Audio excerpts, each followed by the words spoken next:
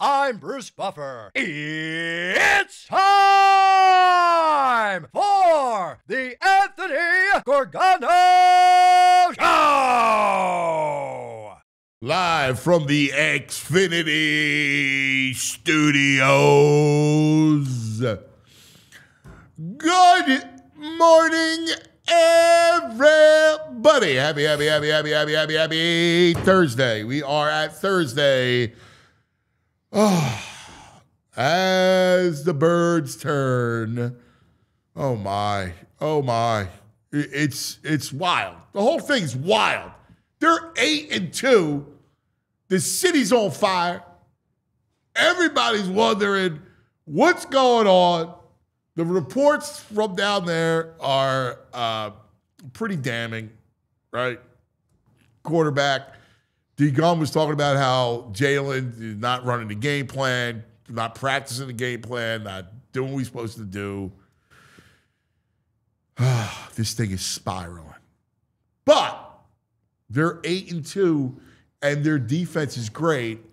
And you got Vic Fangio. And you got Sirianni. Here's where Sirianni's great EQ comes into play. And I believe that Sirianni can keep the thing from going haywire. All right? I believe it. I think he's got enough juice in that locker room, right? And he's got enough wherewithal, especially with that defense, to keep it from going 2023 collapse mode. I don't believe that there's a collapse happening. I don't believe it. I hear all the talk. I've heard the talk. This is not new. Even though more stuff's coming out, the frustration with how Jalen sometimes will run the offense is real. Like, that's always been. And we've been talking about this. I feel like I've been talking about this forever, but it's true. Like, even the biggest Jalen defender has to admit that last year, when they changed the direction of the offense and the identity of the offense to a downhill run team, that should have given you an inkling. All right? Now all the talk about the turnover, don't turn the ball over. So all that, there is a lot of stuff there. There's a lot of truth there. But, and this is important, they're equipped to win, all right? They're equipped to win. They got a stretch coming up against Dallas and that defense. You got the Bears on the road here, right? And the Bears defense traveling, it's not a great defense. You have 2 against Washington and the lowly Raiders, all right? You got plenty of time just to get the offense giddy up. They just need some giddy up, some juice, some confidence to feel good about it. That's what they need. And I said this yesterday, and I'm going to double down on it. They need to just play free, all right? So whatever straitjacket that Jalen's wearing, take it off. Because here's how I look at it. First of all, you're 8-2.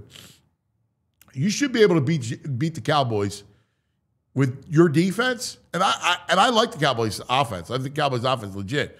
But the Eagles' defense is very good. You should be able to win consistently down the stretch against this group of teams. All right? Well done, Andrew. Well done. All right? Well done. They should be able to win by allowing Jalen the freedom to make explosive plays. And that's what you're in search of, right? So whether it's deploying tempo, which I've been screaming about forever, whether it's allowing him to throw to the middle of the field. I know he has an aversion to it, but to almost force it, right? You're going to have guys open against these defenses coming up. You got to get a semblance of confidence. And I don't mind the interception. You want to throw? It's cost doing business, all right? Like, I would take that out of his brain and say, dude, I need you to play free. Because the truth of the matter is, and Dan Orlovsky was on yesterday on Get Up, and Dan Orlovsky was right. We've all talked about the 3 and outs and how alarming it is. He talked about the 3 and outs, in which they lead the league, and the lack of explosive plays, and how together, as I just used my hands, I can't talk, but spill my coffee, and together, that's a death knell, right, for an offense. That you can't have a lack of explosive plays and 3 and outs, which means you're not consistently moving the sticks. That's a death knell to an offense. And as good as this defense is, oh my God, you have to be able in the playoffs to move the ball, all right? Because in the case the defense is mortal at times, like you're going to need to have the offense click a little bit. So he's got to play free. And look, I don't know. I hear all the stories about, he's skewing the game plan and not doing certain things. Listen, he's got to get right, and he's got to play free. And whatever you got to do to get him to play that way, you do it. All right? You go, hey, you want to be Mike? You want to be Jordan? Here, I need you to make plays. I need you to be a playmaker. I need you to be part of the run game. I need you to make plays because you're not going to be able to run the ball, not without Lane, all right? I like Fred Johnson a lot. Fred is very competent in pass pro, but you're not going to be able to run the ball downhill without Lane Johnson, and they struggle interior. It's been that way all season, right? We see it. You need the quarterback to make plays. That is a must. And the noise has to quiet down. It feels like every day there's the fire just starts to rage and rage and rage. Every day. Good morning, VG. It's out of control, dude. I don't even know what to make of it. It's everywhere. Shefty was great on Get Up. He was like, they're 8-2. They've beaten everybody. They're the #1 seed. Like, they're going to have to win 2 home games to get to the Super Bowl, and they're probably going to get there. Like, what are we doing? But that's all anyone can talk about. It's the lead story on Get Up. It's a lead story everywhere. And D. Gunn, I mean, he's been saying, he's like, Diane Rossini's been getting stuff. AJ's been telling us there's stuff going on that is bigger. It's not a relationship problem amongst players, according to what people are telling D. Gunn, what he knows. They're working on stuff all week. When the game happens, he's not doing anything they worked on all week. I know. So it's weird, man. We got a coffee explosion over there. Yeah, because I can't stop talking with my hands. So excited. Right? I get excited with this stuff. And I, of course, spill it all because I'm a klutz. But I just talked to someone down there. Yeah. And they were like, we're 8-2, man. Right. Right? Like, we're 8-2. Everybody needs to calm down. And it makes matters worse. Let's face it. The flip side of being the greatest fan base in the NFL, the most rabid fan base in the NFL, is that we're entirely emotional. Yes. And so when you hear stuff like this, it's divisive, right? Like, you got the Jalen and all cause truthers. There are right? some Stepford Jalen's out there. Oh, yeah. I mean, you got, like, Jalen can do no wrong. None. And then you got the Patullo haters, which, like, I understand because that makes your argument. And then you have the Jalen's overrated because he's had an all-star team around him, right? That he's been lifted by what's around him. Now, we all know that the truth lies in the middle. Somewhere in between all that. It lies in the middle. Yeah. All right? We've been talking about it forever. I've been telling you this stuff for a long time. The thing is, though, like, I know no one likes to be told relax. So it's like, relax, we're 8-2. But I think what I'm finding more troubling is, and Gunner said it, where I don't know where he was talking, I just heard it. Players have been frustrated, but now it's higher than players are frustrated. Wow. Come on. And there's, like, Gunner's like, the leaks are happening for a reason. And when I go and I think about Chris Collinsworth banging the drum about Jalen's got to run the ball in the RPOs, that's not coming from his observations. That's somebody in his pre-production meetings is saying that, or on the side is saying this is what we need. Who told you that? No, I know you are. You have, but I'm saying like when they're leaking this, like when people are leaking this to national people. It's not a leak. It's hey, you know what the conversation is? No. Hey, here's what happens. Hey man, so what's going on with the offense? Here's Collinsworth, right? Coming in, the guy knows everything about football, right? What's going on with the offense? Tell me. Well, our line, interior part of the line, we're banged up, and the interior line's not like it was last year. So we're struggling to run the ball. And, Jalen's limited as a thrower. So, we need him to be a part of the run game, and he's been resistant to do that. So we need him to be part of the run game so that can open up some things, right? If he's a part of the run game, well, that RPO game, we saw how it can work and how it can free guys up and allow some space down the field. Yeah, makes sense. That's the conversation. It's not like, hey, I need you to go on the air. But we've heard, and I need you to say. But the offense hasn't been good for a bit most of the year, and they've been on national TV, and no one's been saying that yet. I think it's reached a point where. Dude, when I say no, I'm not including you. I know, but I'm not including. No, but the reason why it's not because you have to go through the stages. Hey, can we fix the run game? Right? They've been working all year trying to fix the run game. And then they come to the realization that you can't. All right? Mm-hmm. So then teams play you different. So teams go, why in the world will we play press man against the Eagles? Right? Because the one thing that Devontae and AJ can win the route, right? They can win that route. So what if we know that the quarterback is reluctant to throw the ball in certain windows? Well, then what do? You zone, right? You mix it up a little bit. You show a couple things. You zone, primarily you zone up. I hear that, and I know what you're saying, but I just can't wrap my head. So when they're doing their installation for the week, the reports is that they're installing stuff, and then he's not running it on game day. When that play comes in, is he just calling a different play in the huddle? Well, or is that play coming in what they installed, and then he's just not running it? But he's calling the play, but he's not running the play as it should be played. Again, the specifics I don't know. I'm not going to sit here and tell you. I'm super confused about. I don't know, but there's a million ways to not follow the game plan. There's a million ways to do that. All right, yeah. You could call the play and just not execute it. It wasn't there, right? Or you could check, hey, I'm seeing something else. So I'm checking at the line of scrimmage, right? Right. You've seen that. He's calling the protections. So, he's in charge. It's Jalen's production. It's a Hurts production.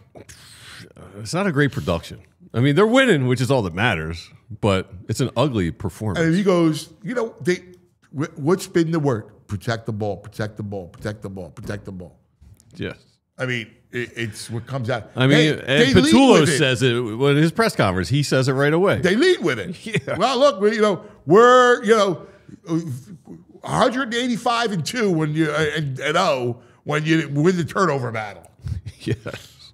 The problem with that mentality is you put so much stress on your defense, and I love this defense. But, man, you're just stressing You're asking a lot. I mean, they can only do this for so long at this level. Well, that's the point. When people go, you're 8-2. Yeah, but, Orlovsky's not wrong when he says, at some point, you're going to need an offense, we think, right? Whether it's against the Rams, whether it's against the Lions again in a rematch, whether it's against the Seahawks, whether it's against the Bills in the Super Bowl. You're trying to win, you're going to need a semblance of an offense. But then we heard the same thing all last year. No, but it was different last year. But they kept saying you're not going to be able to win like this. But you saw it and I saw it. They ran the ball with authority. They controlled the line of scrimmage. And we disagreed that you couldn't win this way. Go back to last year, week 5 bye. All right? You and I were doing a show. I said to you, they need to be a downhill run team. How many times did I say it?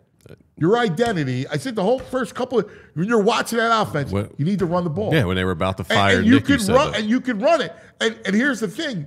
What it married, everything married each other because the defense, Vic needed a minute to install his defense, right? He figured out Bond. Coop came. Right? Coop came in the lineup. Quinyon was a stud, right? The D-line was good, right? Like, you had Sweat and you had Milton Williams. Like, the D-line was great. Carter was a beast, right? So all of a sudden, and you're able to run the ball with authority. Like, that's a winning formula. So I would disagree with the notion that we can't win that way. We said at the time. I'm just saying that's what the talking heads all said. Okay, well, but they were wrong because you're right. Now, this is a little different. They're 50-50. They were right in 2023 when they said it's going to fall off the rails, and it did. They were wrong last year. Well, but the reason why it fell off the rails in 23 is that you didn't have stability on either side of the ball. Right? Now you still have stability on the defensive side of the ball. You have a great defensive coordinator, a great coaching staff. You got great players. Like that defense is the truth. That defense can win. I mean, it's Raven-esque. It is Raven-esque. Right? Yeah. Like, I keep saying it, but it's true. Now, again, do I want to test my luck and go through the playoffs scoring in the teens? Not really. No. Right? Because at some point you figure odds are against you and you can't be superhuman the whole time. Right. Unless they're a top 3 in the history of the NFL defense. Yes. Right? That's what you're asking for. Are they that good? Maybe. Right. But Maybe. You're asking for that, and that's really unfair. So it's completely unfair. And before we got Pat coming up. I want the Professor Denise, who joins the good guy. I love the professor. He put up 2 different routes. One of which is the Eagles at 3rd and 8. And one of which is the Lions on 4th and 6 or 7. The top are the Lions routes, which are all over the place. Well, you can tell that. Yeah. And there you got Eagles, 5 hitch routes or curls. Okay, so what do we know about that? Well, we know it take 85 Look and at the 2 middle, off. They're not going to get the ball. Look at the middle of the field. Yeah. All right? Yeah. Look at the top and look at the bottom. Yeah, one's chaos, crossing, mesh, whatever. Okay? Well, let me ask you a question. Who doesn't like to throw in the middle of the field? Jalen. Ding, ding, ding, Andrew. Thank you. Give that Thank man a case of Outlaw Light. I've been paying attention. Yeah, let me tell you, because this is all the talk at the pub last night, but a guy I think you know him, Postman Frank. Yeah, Frank. He's my post guy. I love Frank. So every day I see him, we talk about it. He's an usher. He's my boy. He's an usher down there. And he's like, I'm screaming every game, the middle. He's like, when you're down there, the middle's wide open every game. It is, but again, the quarterback's got to throw it in the middle. Right. How many times have I talked about the middle of the field? I know. It's ridiculous. He doesn't like to throw the ball in the middle of the field. First of all, he needs throwing windows, lanes to see, right? Jalen, and here's the truth of the matter. The best comp for Jalen is Russell Wilson. When Russell Wilson had legs, Russell Wilson was an effective quarterback. Now, Russell was a really good arm. He's a better thrower than Jalen, but they both, Jalen's very good at throwing the deep ball. When he's in rhythm, he'll drop it in the bucket, right? But you got to use your legs, right? To be effective, to create windows, create space. So this version of no-run Jalen reminds me of cooked Russ. Oh, he's not that. Oh, not that bad. That's tough. 130-some yards. That's against a good defense. Come on, dude. With no secondary. The secondary's hurt. It goes back to the middle. Goes back to the middle of the field. That was my point. Okay, well, again, I'm not telling you he's cooked Russ. Right. But he plays like it at times. When he doesn't use his legs. He's got to be a part of the run offense. It changes the way defenses play you. It's as simple as that. Now, I will, because Chad is defending and saying the middle is Petula's routes, but on that very basic 5-person routes, there were 2 routes across the middle. And Frankie the mailman, who's at every game, is saying Goddard's open in the middle all the time, and he's not going to the middle. Once again, you could blame Petula all you want. Did they throw middle of the field with Kellen Moore? No, is the answer. All right? And you know why? I talked to Kellen Moore, all right? I talked to him last year. The middle of the field is not a place where Jalen's comfortable. Ask any of the OCs that have come through here. I mean, sometimes you got to just face what the player is. And again, it doesn't mean that he's a bad quarterback or I'm asking or I want him to be benched or all this stuff. But that is a weakness. The middle of the field is a weakness. When he did try to throw over the middle of the field in the first 4 games last year, he got intercepted. That's a problem. And that makes him gun shy. Because when you throw the middle of the field, what do you throw in the middle of the field? You got layers, right? First of all, you got hands up, all right? Mm-hmm. You got to put it in a spot. You got to throw anticipatory, and you got to put it in a spot. Mm-hmm. And that's not what he does well. Like, there are throws he makes that are very well. Outside the numbers, down the field. Those throws he makes well. Like, not every quarterback is built the same. I mean, I think everybody's been watching football a long time. Yeah, I think if you just watch the games, what you're saying is true. I mean, I think you see what his weaknesses are, what his strengths are. We're just chasing our tail, being like, it's Jalen, or then it's Petula's routes. Petula. Yeah. It's all 3, right? It's everything. It's the fact that Sirianni can't run it down and fix it, right? Like, yes, there's a lot. I mean, it's right there. It's the fact your O-line is dinged up. So it's all there. But look, the frustration is real. Everybody understands that. All right. Let's take care of some business. Got a lot of Jason Avant is going to join us. And he breaks it down like nobody. I love Jason. I absolutely love him. Kevin's going to join us. And, of course, the editor. We cannot wait for it. All right. That was a good rant, I'll tell you. I stayed quiet just to give you a root. No, let me clip that and throw it out there. No, that's a good one. I mean, listen. We've been talking about this forever. Like, it is what it is. All right, let's talk about some of our friends. Togo. All right? I love me some Togo. Now, listen, do you want Sirianni calling plays, calling the defense instead of Vic? No. Of course not. It's not worth the risk, the time, the money, right? You keep your stars focused on what they do best, all right? That's what you want.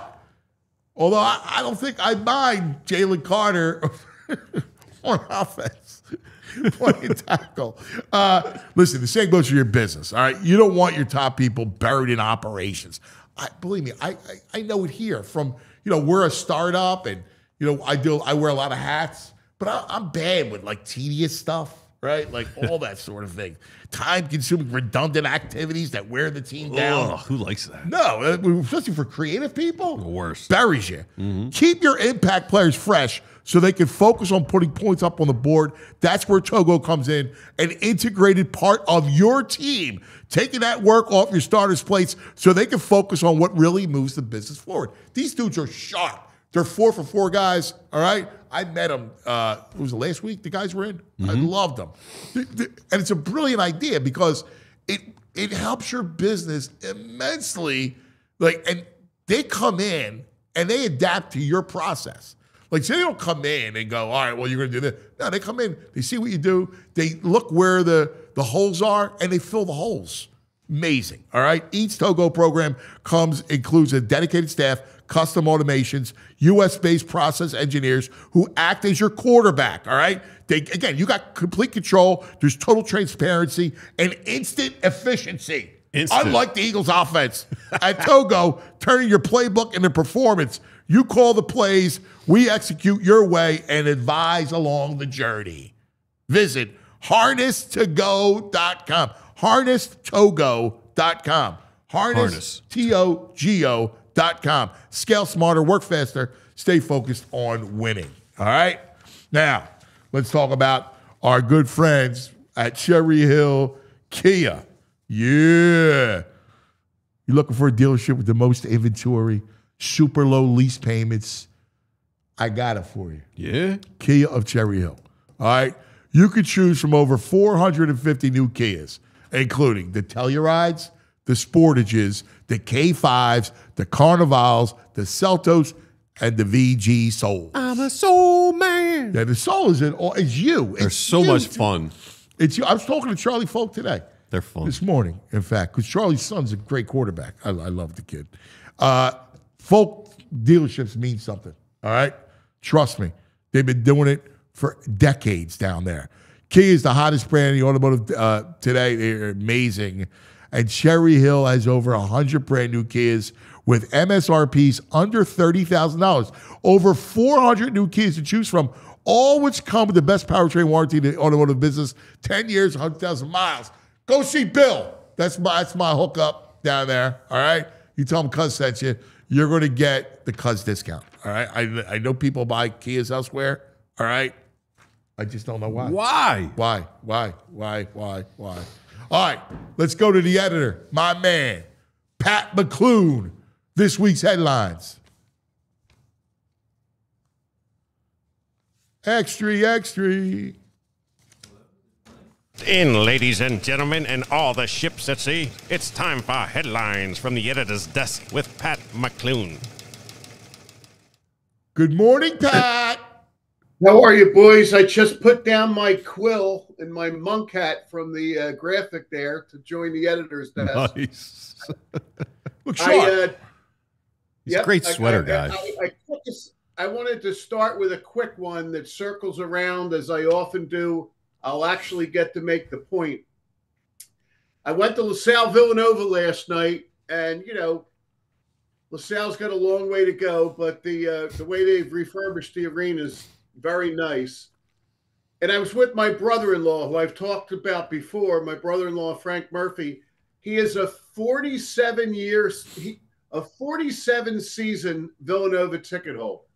Wow. He's had the ticket for 47 years, so I'm only happy once in a blue moon to help him because I get to go to games with him at LaSalle.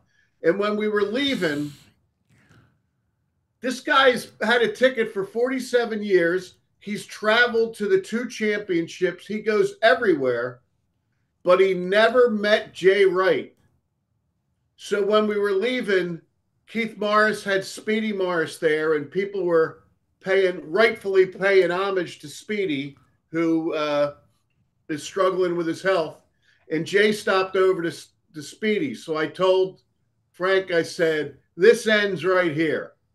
So once he got done with Speedy, I grabbed Jay and said, hey, I have a 47-year ticket holder that's never met you. And Jay was as nice as you could imagine in talking to Frank. But the reason I bring it here is when I was done, Jay started asking about me and what I was doing. And I was telling him my big joy on Thursdays with this.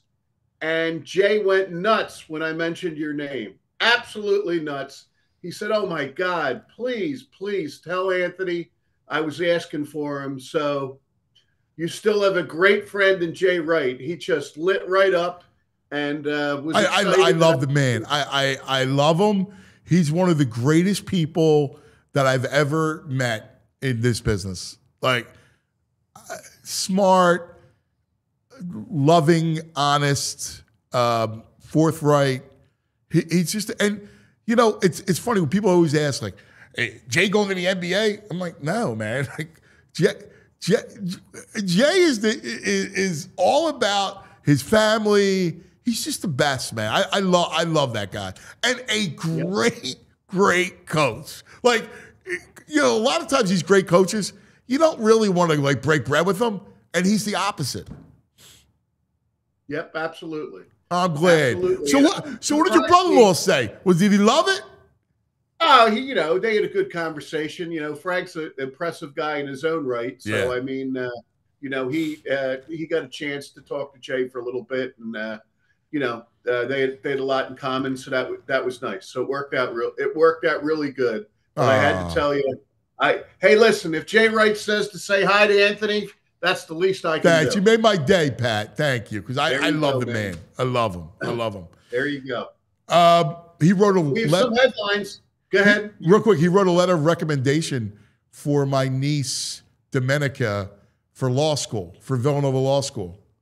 And she graduated near the top of her class, and she's a tremendous lawyer right now. Wow, that's impressive. Yeah. That's impressive. Yeah. Yes. From time to time, I would say thank you. And, I said, look, your kind letter translated into her becoming this incredible lawyer.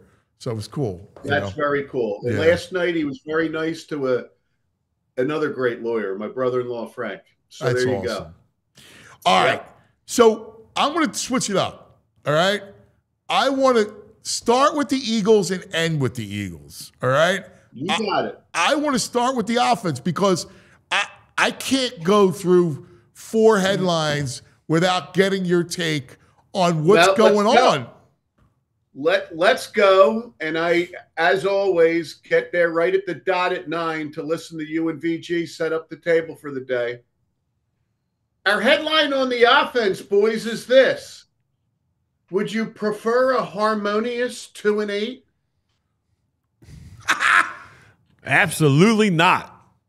Right. I mean, now, come on. To me, everybody's missing the big story this week. The editor's desk is telling you the big story this week that Lane Johnson's hurt. Yes. And they can talk all they want, and I hope to God they're right. I know there's levels of injury. But when I hear that word Liz Frank, that scares me. Yeah. Yeah. I go back to Deuce, right? Who's it? Deuce? Yes. Chad Lewis? Chad Lewis, Nakobe. I've seen kids from the neighborhood that just, that's it, So, and the thing with Lane, boys, and we'll talk about all the other stuff, but this is the main thing, is you're absolutely right. Fred Johnson's a real pro, but they're not going to blow people off the line with Fred. He's going to do, right said Fred's our man. And here's the real problem, Anthony and VG. We're another tackle injury away from disaster. They have 3 very good tackles. But if, God forbid, one of the other guys gets hurt, what are you going to throw Chris Hinton into that? We've seen the Matt Pryor experiment. That's not good. That was like a Baldy chuckle there. Yeah. Yeah, we might have to get Baldy to go from guard to tackle and throw Baldy in there. This is dire stuff. We are here to root and pray for the well-being of Right Said Fred and Jordan Mailata. Because they can do it with these guys, and I'll be really, really impressed if Lane's back for that last game of the season to get his feet wet. I was really heartened that they say he'd be back for the playoffs. But, boy, I'll believe that when I see it, when it relates to the Liz Frank. Yeah. Yeah, it feels like he's going to try and get a few opinions that don't say surgery. Yeah. So let me ask you a question, because you are an incredible newsman. And once again, the media is the messenger, and the media gets, crushed. D-Gun is above reproach. The guy, what the guy says is the truth. He's getting crushed in the chat, saying he's a Jalen hater. No, he's not. He's not a hater. He's not like that. There is truth to what he says. Like I've been hitting around it for. I hear the same stuff about it. And again, it does. And I know people don't want to hear it, but he's going to have to adapt. They're going to have to figure something out with the pass game, because you said it. Fred is good pass blocker. He's not a guy that's going to blow guys off the line of scrimmage. You got to get this pass game going. listen, there's no shortage of knuckleheads covering football in this country. And I have an opportunity here to say what's on my mind. And I've been around a while and I've got some experience, but I'm with you, Anthony.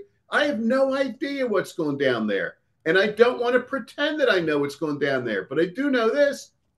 Derek Gunn, besides being a good guy and competent, Derek Gunn's not a guy to go out on a ledge. So he's talking to real people. But the other thing, too, is that this is what the schizophrenic nature of the team really grabs me is. Let's not forget that the subject of everything that's been talked about 5 weeks ago had a perfect quarterback rating. I mean, Jalen was perfect against for those the not watching, Anthony's making a I can see the face. I know the face well. I know the face He's not well. buying it, Pat. I know it, and he's not buying. And, I've been long history, and I know where Anthony is on all this stuff. But, it's there. But, I mean, putting up 38 points against Dallas will go a long way to help some of this stuff. 100%. And Yeah, I mean, a lot of it has to do with the fact that we talked about last week. The play that you hand off and run up the middle, it's not there. When Jalen does run, it has big benefits. I do endorse, Anthony, your thinking that he needs to play free. You need to, and there's no reason he can't play free. The fact that they're 8-2 is a good reason that he can play free. Just do it. Just do it, and see where it goes. I heartily endorse that thinking. I think that's you built up this cushion. You have teams with bad defenses. The Commanders twice, the Raiders, the Bears here, Dallas. You let the guy play. Take this turnover thing off him. Protect the ball. Just go play ball, man. Be a part of the run game. Let it fly. Let's see what happens. Again, you can always go turtle back, right? What's going to happen? Go play free and see if you can get some juice in this offense. And also, Pat, how about tempo? I've been crying for it. Please, for the love of God, run some tempo. You got a drive starter. You're easy. I can draw it up right now. Stick route. Got it. Yeah. Why you wouldn't is a mystery. I agree with you. I remember a couple weeks ago, they had a couple nice wrinkles down at the goal line with Goddard where they threw one down the line and he got in, and then they did the old Andy Reid thing, whatever. And, we haven't seen any of those wrinkles. It never crossed my mind that maybe one of the reasons we're not seeing the wrinkles is the quarterback's not running it. That never crossed my mind, and I don't know if that's the case. But there's people that are indicating that it could be. I do think that Jalen just throws those fly routes. I'm all for going deep, but, go deep with a little something with better roots or something like that. Every shot, deep shot, is outside the numbers, and you know what? Yeah, you're not going to get picked off, but your chances are you're not going to complete it either because of the sidelines. I mean, please, for the love of God, there's things to do here. There's things to do here to shake it up. One play the Lions ran last week, I thought, I haven't seen that. That's really clever. They put St. Brown in motion, and as he was going in motion, he cut right up through the middle of the line to cause some havoc or whatever, and he got himself open. We'll get to the defense and all the problems Goff had, but I'm envious occasionally, Anthony, when I see good wrinkles and good offense and want to see the Eagles do some of that stuff. Do you it sounds like you're dubious of this notion about Hurts and running the offense. I just don't know. I mean, if I say to you this, because I don't know either, whether he's doing it or not. I don't. Here's what I do know. All right? Like, I can look and watch this stuff and see things he likes to do and things he doesn't feel comfortable doing. And No we talk doubt. about the middle No of the field. That's not a 2025 issue. That's always been an issue. If not for the RPO days of 2022, the middle of the field has never been that kind of piece where he's flourished. That's true throughout his career, really. I mean, and it's a big area of the field, you know. They seem to have the one play where they roll him out and Goddard's there. There was the bizarre at the end of one of the games where they've been successful with that 8 or 9 times over 2 or 3 games, and all of a sudden Goddard wasn't looking when they ran the play. That was weird. And here's another thing that I think speaks to your notion of letting him get out there is some of the best plays Jalen's made all season is when they're doing they're doing the scramble play. And he scrambles to the right, and there's kind of havoc, and it's not necessarily X's and O's, and he scrambles and he makes something happen. He did it with that great touch on that pass to Dotson this week. Yeah, exactly.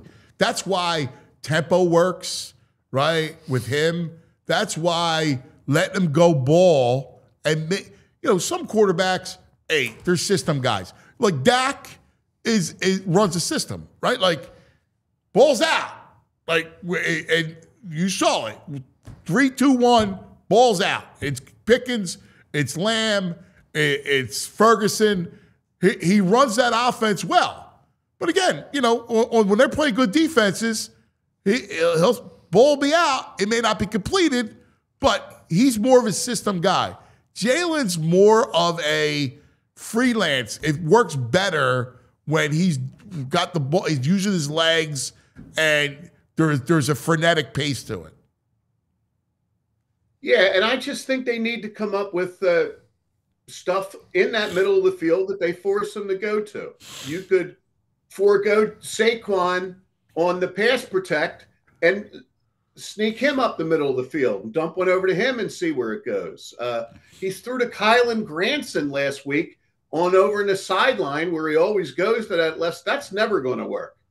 No, but if all the other guys, maybe a tight end, You also have to. We also have to understand that defenses play the Eagles differently, right? Like, right. Absolutely. And if you're like, if I'm a defensive coordinator, I would never I would continue with the zone. I would never go man and press man on those receivers, right? Because now you're creating space for them to operate. Definitely. Plus, they'll beat you, right? So Definitely. I want to flood the zone. We talk about space in the middle of the field. Those throws are there, but anticipatory throws and windows. Like, you got guys Right. hands up. Like, you got to be able to hit spots. And Yes. that's the issue. Yes, but I also think there's not enough emphasis on there are things that aren't happening that are making it harder for Hurts this year. The middle of the field, the run game, it's just not there. Yeah. I'll tell you one thing I'm tired of looking at. I'm tired of looking at Calcaterra as an extra blocker. That's Amen. not working. Hey, That man, is I don't know not what he's working. doing out there. I love Cal. That's feel my bored. boy, but he's not He a blocker. stinks. He's a good crossing pattern guy. He's not a blocker. stinks. Like, there's no reason for him to be out there. It's not, and like we talked yesterday, he's out there for 34 plays, 30 of which are run. He's not even a decoy. Terrible. Oh, that's pretty good, Calcaterra. We'd never come up with that before. Those plays, they're losing 2 yards right up the middle. Yeah. They need more plays hitting the edge, creative ways to get there, to get Barkley there, to get Bigsby there, and see if that opens some other things up. They got X is flooded with plays this week of Calcaterra blocking. They actually had him blocking Hutchinson. I got a better shot at that. His attempt was so feeble. I know. I mean, I come know. on. All right, let's. I want to get to all of our headlines because we could do a whole show on this. All right, let's go to headline 4: college football. Okay, college football, and our headline there is this season needs seasoning. Okay, And maybe the law of averages tells us that this postseason is going to be every bit as good as it was last year. But I don't know about you, Anthony, but I think it's been a kind of a dull college season. The headline is all the coaches getting fired. But the three leaders in the Heisman race are Francisco Mendoza, Julian Sayin, and Marcel Reed. Is there an exciting guy among that? It's so vanilla. I mean, Mendoza, Indiana's a great story. Like, oh, well, that's the thing. That's Mendoza's, you know what it that's is? The thing. That's something to root for is Indiana.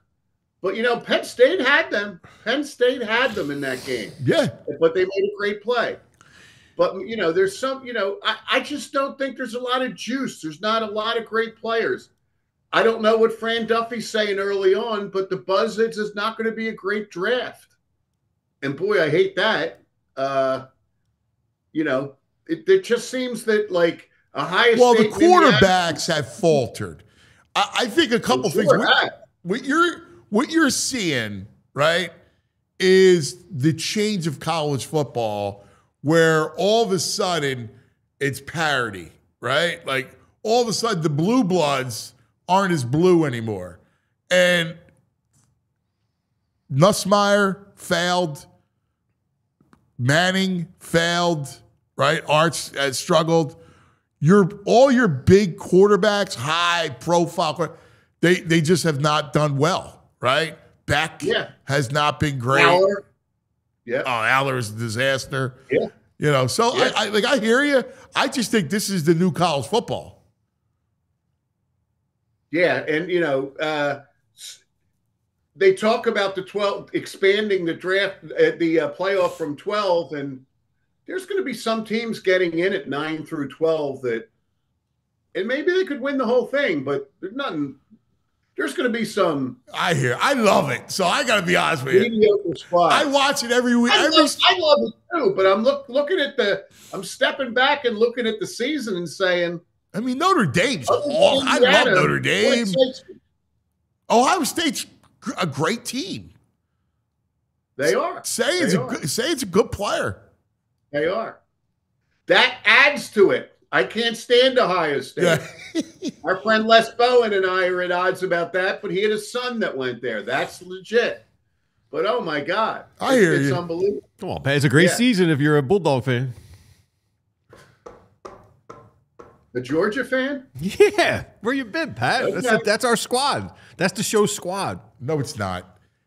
Gunnar Stockton, Heisman. He likes Georgia, Pat. He picked it out of the hat. That's his team. Okay.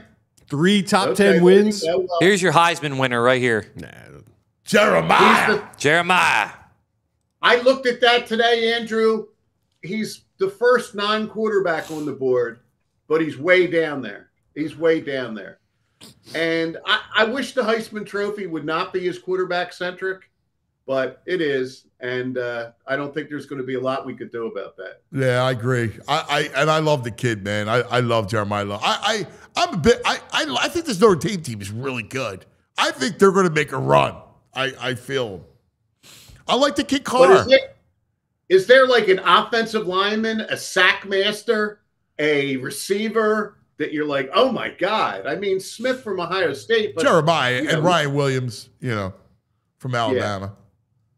Jeremiah Smith's ridiculous. I mean, the kid at A&M. You're asking for a sack master. Just go to A&M and watch him against Texas. Wow, what's okay? No, he giggles. You say sack master, and he giggles. You're such a child, Andrew. Got sacks on the brain. I can't even. Can we adults have a conversation without you laughing? Because I said sack master. I was trying to hide it. I'm sorry. Forget it, Pat. Let's go to NFL. Okay. Now this is the thing. Our headline there is 1 yard in a cloud of nuts. What? You go from a sack master to nuts? Come on, Pat. You set me up. You set me up. It's the holiday season. Christmas nuts and peach sweaty and all are involved. But anyway. All right.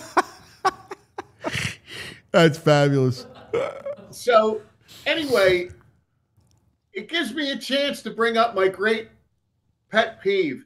And boy, aren't you lucky if you were a fan of sport in Madrid, in Spain, to get into the stadium to see the Commanders Dolphins at 6-6 late in the game.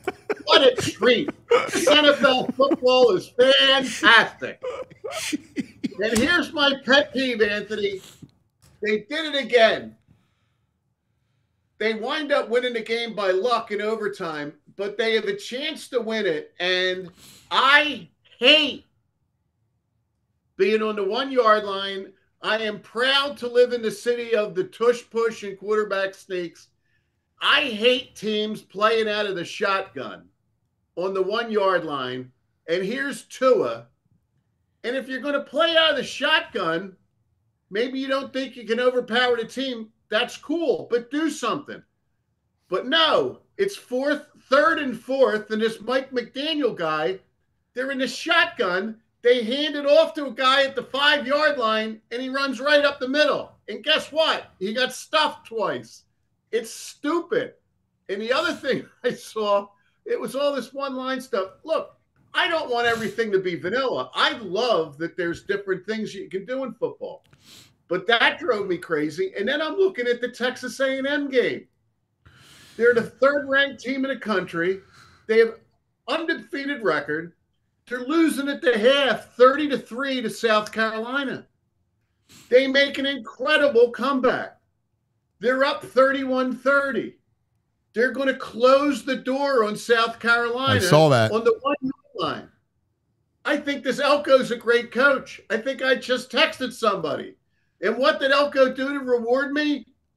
He put in a freshman quarterback at receiver. He runs in. They snap the ball at the 5 yard line. He fakes, and he tries to throw it to the quarterback across the field at the 5 yard line. And they almost fumble the ball and give it back to them. Like, what is going on around here? Just this 1 yard line madness. I mean, come up with something. But I'll tell you what I don't want. I don't want a shotgun at the 1. No. And I don't Stupid. want an unproven freshman trying to throw the ball across the field to the quarterback on the 1. No. It's out. Out.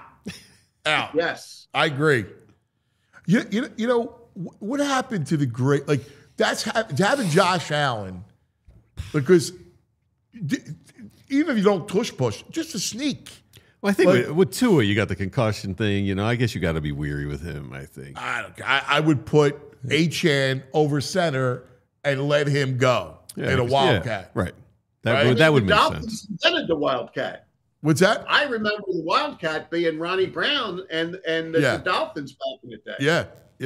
Yeah. I mean, do something. Yeah, I put him under center. Like, if you don't want to run Tua, just put Achane over center and let him wiggle through.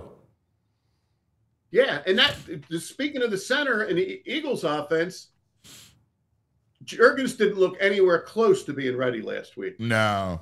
They need to get that guy right. No. And they might even bring Toth in to do the tush push. Yeah. Because it does not look right. No. And the last thing in football in general is, boys, who leads the NFL in interceptions? Did Rodgers? Nope. Mahomes. Herbert. Nope. Another ex-Eagle. And Are you talking about quarterback? No. Oh, cornerback. Secondary. I just saw. Go ahead. He's a safety. Isaiah? No, it's Isaiah Rodgers. How about this? Eagles pick up, immediate bust. 2 years later, Kevin Byard leads the league. Oh, yes, I did see that. Yes. Byard. It's nuts. When they got Byard from Tennessee, I remember being excited. Yeah. Like, Me too. Yeah. Me too, yeah. Yes. Yeah, that's wild. It is wild. I did see I didn't know he was still in the league. Yeah. No, yeah. Yeah, it's awesome. I knew. All right. Don't give me that face. Let's go Phillies. Real quick on the Phillies, I know we got Kevin lining up, is the headline there is, don't touch the stove. It's hot. We're into the hot stove league. And I want to remind you guys that the last time the Phillies had to re-sign somebody for big numbers, it was Aaron Nola, 7 years, $172 million. I would have done it at the time. But my point there, only 2 years ago, and it happened on November 19th. So be paying attention. This could happen. Something could happen quickly. And it's starting to be around time to get a little bit nervous, I think, because, you know, they're going to have to do some of these things. And I'll tell you, my worry on Schwarber, boys, is that there's some team out there that's going to give him like 7 years at silly money. Yeah. And the Phillies just have to say, yeah. Can I ask you a question? First of all, I love don't touch the stove, it's hot. Don't touch the stove, it's hot. I heard that 1,000 times growing up. You're exactly right. Do you have any fear? Like, I think you have no choice. You gotta sign Schwarber. But I do too. I do have a little worry, like you are old and you are locked in. Like, man, it's going to be ugly around here in like 4 years. Oh, and then you add in aging. And aging Turner and Harper. It's got that potential. Here's another one that I'm hearing the writers say, and I don't believe for a second. There's a lot of talk that JT Realmuto is only going to get a 2-year deal. I don't believe that. I love hearing that. If the Phillies can sign him for 2 years, they ought to throw the bank at him. That would be money well spent for 2 years. The problem with JT, it's the same thing. How many years can you go before he breaks down as a catcher? So I'm not buying JT at 2 years, and I'm worried about Schwarber. So what I'm just saying is everybody's going to have to keep their eyes open. Something big's going to happen, and it could happen before the end of the year. I saw someone compared the Schwarber deal to the Pujols deal where he went off the cliff right around the same age. Oh, my God, no. I was like, I know. I have the same scare. I'm scared. You got to do it, but I'm scared. All right, last one. Yeah. Defense.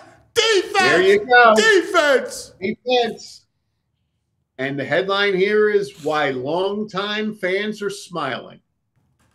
And there's 3 of us. Oh, it's the best. And that's the Daily News headline on the body bag game. Oh, that's awesome. Yeah. Look at that.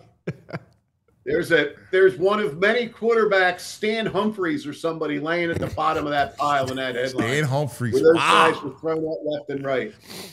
And this is tremendous. And again, you were right in the early conversation, Anthony. Frizzell? I'm not good. Yep. 2 of those touchdowns in that game were scored by the defense. You're right, BG. Lefty Frizzell had one of the touchdowns. And then they had another touchdown on a fumble recovery. But, oh, my God. Those uniforms look great. I love them. Okay, Pat, I'm so glad you have this. I love this defense. I freaking love this defense. I love Jalen Phillips. That kid is the greatest.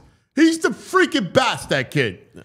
Yeah, he's going to be gone. He's got a big ball, just when we love him. Scout guy on the end of the line. You could look forward to Nolan Smith getting better because they have him on the pitch count. Nakobe Dean is playing out of his mind. Out of his mind. Both from a cerebral standpoint and a physical standpoint. He took a very good blocking back in Montgomery and picked him up and threw him in the golf. He did. And you know what the best thing about it was last week is, yes, there was wind and there were things, but the Eagles took a better than average quarterback on a really good team, and he was a puddle out there. Yes. He was a puddle. Every snap. With his gloves on. No idea what he wanted to do. He was just, give me the ball and oh my God. And they swat. They just ate Goff for lunch. Yes. It was an incredible thing. They were making Adoree Jackson look good. Yeah, they took good plays. Yes. Sure he did. Sure he did. Yeah. And an interesting little thing out of what Vic said yesterday was, like they talk about, you don't notice referees in games if they're having a good game because they're never in the middle of it. It appears the same's true for Makuba, Anthony. If you don't hear much out of Makuba, he's back there playing solid football. You haven't seen these gigantic breaks. I'll tell you what, I wouldn't want a steady diet of Nakobe Chase and Jahmyr Gibbs and up down the sideline, which he did masterfully. But if they can get after Dak, oh, it's going to be great. You're so right. You're so right. I mean, this defense is the best. How about Jordan Davis, NFC Player of the Week, Defensive Player of the Week, right? The kid's had a great season, man. I'm so happy for him. And he's saying all the right things. They are coached so well down there on that side of the ball. Best in football. Yeah, I loved even the little things, like they had the nuance down to knowing that they might fake the punt and stuffing that faked punt. It brings back great memories of stuffing Emmett on 4th down. They kept stopping them on 4th down, and I like Dan Campbell. I like Dan Campbell a lot because he's a tough guy. He's all about toughness. He's the one guy that said, here's the problem with the tush push. Nobody can stop it. Why don't we try to stop it? I admire that he always goes for it. But, boy, he went for it. And time after time after time, they got stuffed. And, it was just great to see. It was awesome. But therein lies to go full circle. You have that kind of field position. By accident, you score 30. Yes. The only reason they got on the board to begin with is that Cooper Jean returned it to the 11. Exactly. I kept telling people, texting them, would they please score just to reward the defense? Yes. Reward this defense. And then when Sirianni makes the idiotic call of going for it on 4th down, the defense not only doesn't give up a yard, it pushes them back 7 yards. Yes. That was unbelievable what that defense did. And the other byproduct of Phillips, Anthony, is it's got Jalen Carter revved up. It's got now Hunt looks like a much better player because both ends are coming, and you don't know what side it's coming from. Yeah, man. And any real Eagles fans that go back, you just love it when the defense is what it is. And that's why I don't think 2023 can, I get that there's a lot of problems. I think there might be real problems inside. But the problem in 2023 was both sides of the ball, as you mentioned, blew up. This defense, on a given game, somebody might light them up. But over the course of the end of the season, this defense is going to get better, and we're going to keep relying on them more and more. Yes. Stop firing up, Pat. I love it. Punched. You're the greatest, Pat McLoone. Yo. I look forward to seeing you boys next Wednesday. What's the over-under on pints, Pat? 4.5, 5.5? Oh, that's why they made trains, VG. Yeah. We're going in the double figures. Uber for me. Yeah. Yes. Let's do it, baby. Reading Terminal Market. Love you, brother. See you guys. Take care now. Pat McLoone. All right, take care of business. We got Kevin coming up. Kevin! It's 10 in the morning. He's like, what am I walking into? Talking about points, screaming. Yeah, it's the greatest, man. Are you kidding me? Let's talk some business. Talk Xfinity. All right? The real way to watch games, unlike my boy in the coffin. I get no reception in the coffin. I don't know. I mean, it's amazing. Your house is still like a haunted house. All year round. And it's Thanksgiving. Cobwebs. It's amazing. Your setup, it's a cool house, but your setup, it's just bad. I know. Tooch called Xfinity. He got his fix. I know. I gotta make it. I don't even get cell service to call anybody in my call. I mean, you got to get Xfinity. You're a great sports. It's no wonder why you're out every That's why night. I'm out every night. Yeah, no why you don't need You it. got to spend $600 on cocktails. I had 17 practices this week already. I just want to come home and watch games. Last night I came home and I watched the end of the Sixers and I watched Portland. I was watching the Blazers last night. What? Yes. Donovan Clingan had like 21 rebounds. I was just Who? You remember Clingan from the UConn? Anyway, you call yourself a sports fan, you need Xfinity, all right? It's the greatest picture, sound enhanced with 4K. So clear, it feels like you're in the arena, the stadium. It's the best. You can have 4 games going on at once if you want. It's so good, all right? It's the best seat in the house every time. Next game day, make sure that big fan isn't a big fail. Learn more, Xfinity.com. Xfinity! Imagine that. Restrictions apply. We got a game tonight. So let's talk about the BetPark Sportsbook online casino app. It's Bills and Texans. So what is the line in that one? Bills -6. Over under 43.5. 40. Okay. All right. Go over. I don't got a read on this one. I don't have a read. I think you either. go over, Texas right? got good defense. They do. Short week. Feels though. like it's going to be. It feels like an under. Yeah, I don't think Vegas got a handle because both sides -110, so there's no lean either way. Yeah, I don't know. This Saturday, full card of college football too. You don't want to forget that. Penn State 8.5-point underdogs. I mean, you to the Huskers. Can you really bet Penn State? No, That's no, all. That's dude. Nebraska all day. Birds 3.5 on Sunday. I like it. 47.5 is the total. Over. It's going to be a big offensive. Has to, right? We has to. Right now, check it out. Parks Casinos double the spread on the BetParks app. One select football game every weekend, all right? They double the spread. Check it out, man. You're going to love it. So if you're getting 7, you get 14? So Sweet. So be on the BetParks app every Friday afternoon for double the spread. Right now, new casino users get up to $1,000 casino bonus back, plus 250 free spins on the new slot game Tree Wishes, a BetParks exclusive. 1, 2, tree. That's right. Got to be Christmas tree. You got to be 21 in PA, New Jersey, or Michigan. BetParks.com is the details. Gambling problem, call 1-800-GAMBLER. Now, I can't wait to talk to my man. What's going on? Kevin! What hometown hero? Hometown hero. Kevin Negandhi from Tap to ESPN. Look how handsome he looks. Oh, eagled up today. Yeah. Look handsome with the tux. What's up, my brother?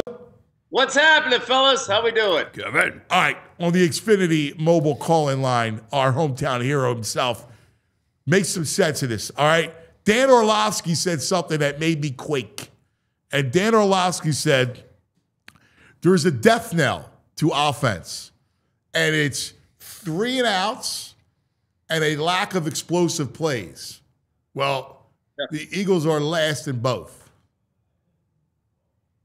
Yeah, that's accurate. I love that you guys have the Colts there because that's a reference to Shane Steichen. I love that you guys have the Colts there. There you go. Yeah, it's the truth. Like, it's the truth. It's going to be more 3 and out since any other team since 2014 they're on pace for right now. And what does that come from? I think a combination of no creativity for the wide receiver routes. Their route trees are so similar to 2023. Quarterback doesn't want to throw the ball in any harm's way, especially in his zone. And how many times have we seen them in a 3rd and long? Because two factors, they're in a 3rd and long compared to last year. Penalties. The penalties have been really bad on the offensive line. and you don't have any holes for Saquon. So when it's 3rd and 8, 3rd and 9, they just give up. Hey, let's just punt. We're just going to punt the ball. Let's just do I think there have been some like draws, especially in that Packers game. They were in 3rd, 7, Yeah, the cowardly draws. And then, hey, let our defense try to win this game. And it's really hard to argue with the numbers that Jalen Hurts and the philosophy that this team has. It's really hard. But the quarterback, and we've said it, he's risk averse. And when you win the turnover battle, I think the stat was, I think it was 32-1 or something like that over the last 2 or 3 years when they win the turnover battle. And the only loss was the Commanders game where Hurts was knocked out of the game and couldn't finish, and we had Kenny Pickett there. And Devontae had the catch, would have won the game, right? So, like, it's hard to argue with that. Hey,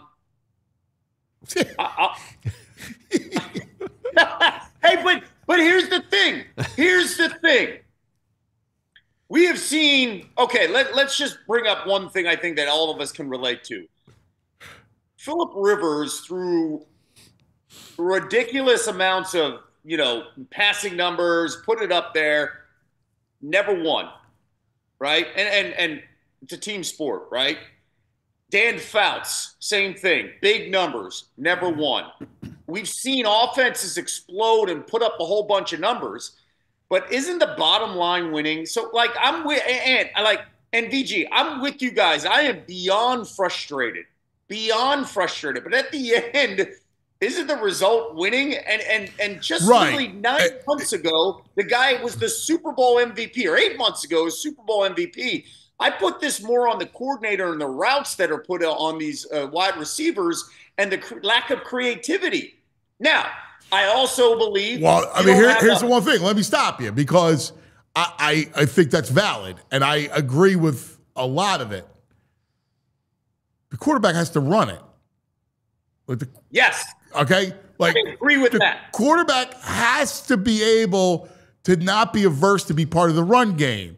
He has to throw it when he needs to get rid of the ball. Like, it's not just one or the other. I know everybody wants it to be on Patullo because we don't like him and it's easy, right? We like Jalen, right? He's our quarterback, and you're not making any change or anything like that. So we don't want to believe as fans that he's fallible. But the truth of the matter is, if you actually watch him over the course of his career, there's weaknesses in his game. And as defenses become more and more acute to your weaknesses, it can look like it does, like it has been.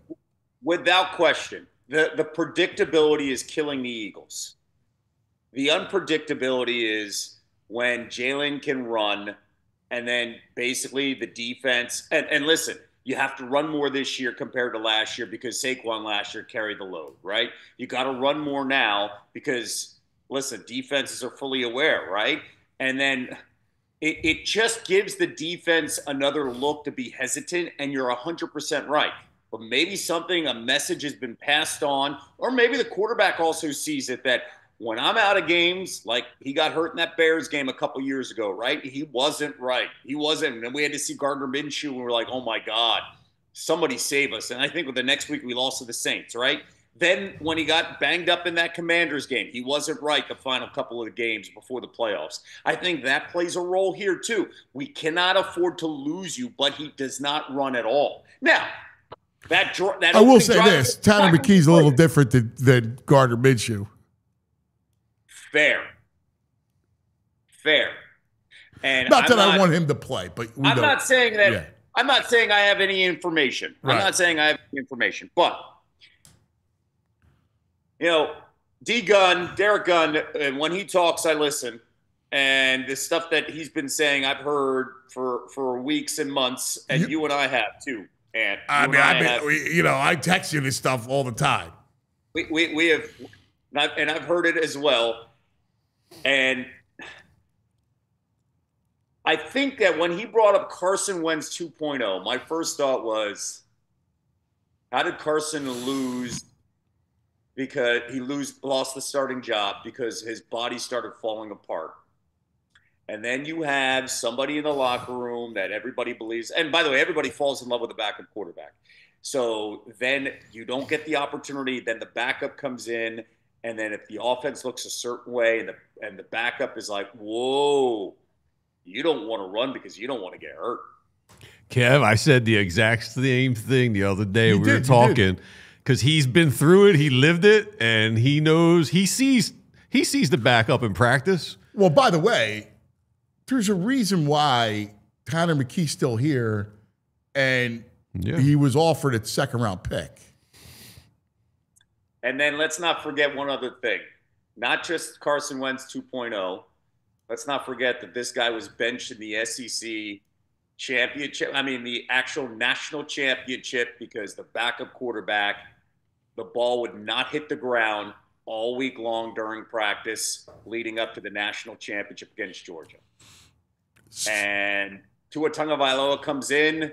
Tua Tagovailoa finds a true freshman in the end zone in overtime named Devontae Smith, and they win the national championship. And I thought Jalen handled that so freaking well, man. And then he takes it, and he has to deal with it all the following year, and then he saves Tua and Nick and Alabama's offense in the second half of the SEC championship game, right? Yep. Like all that stuff is part of the makeup of the background of leading into this where I'm not going to risk it. Maybe that was also told to him, we can't afford for you got to slide. We can't afford for you to lose it. Like there's a lot of things. It's not just, hey, this is it and plug and play. There are layers to the conversation. Well, the other thing that was Carson's downfall was stubbornness.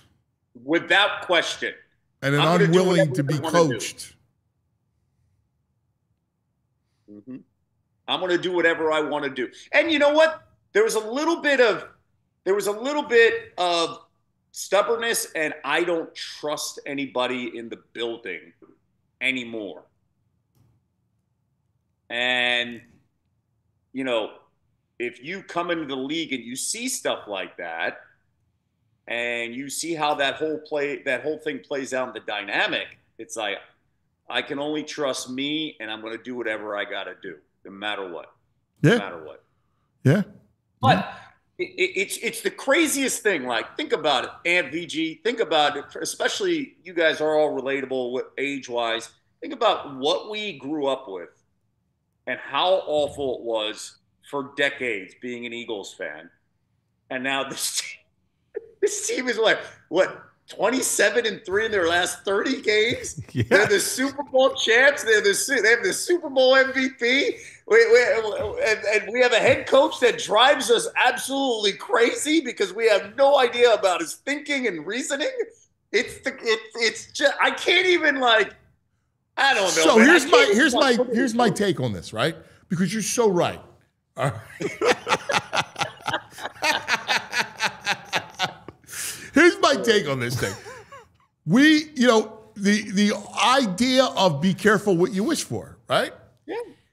We won the Super Bowl in the way that last year that we have always wanted to win the Super Bowl. Yes. With a running back, right? We love Ricky Williams, blah, blah, blah. Run the ball, Andy. Run. They win the Super Bowl. Kevin, what else do we love in Philadelphia? Defense, right? We love it. I get excited talking about it. I love this defense. I love every one of those guys. I'm adoring Adoree Jackson, all right? All right? I love this defense. Don't say that in Cowboys Week. Not with George Pickens on that. I know. But I want to adopt Cooper, all right? I'm trying to turn Massimo into Cooper, right? 2.0. Right? I love Jalen Phillips is the greatest, right? I love this team. Jordan Davis and Jalen Carter and every one of them, right? Those linebackers are the best, right? And maybe we have always wanted to win with defense. Why not be the Ravens? Who cares if Jalen plays like Trent Dilfer? Doesn't turn the ball over. can still make a beautiful deep throw, can still make a play here and there. And, you know, the vibes of 2003 are real when it comes to the offense and not getting along.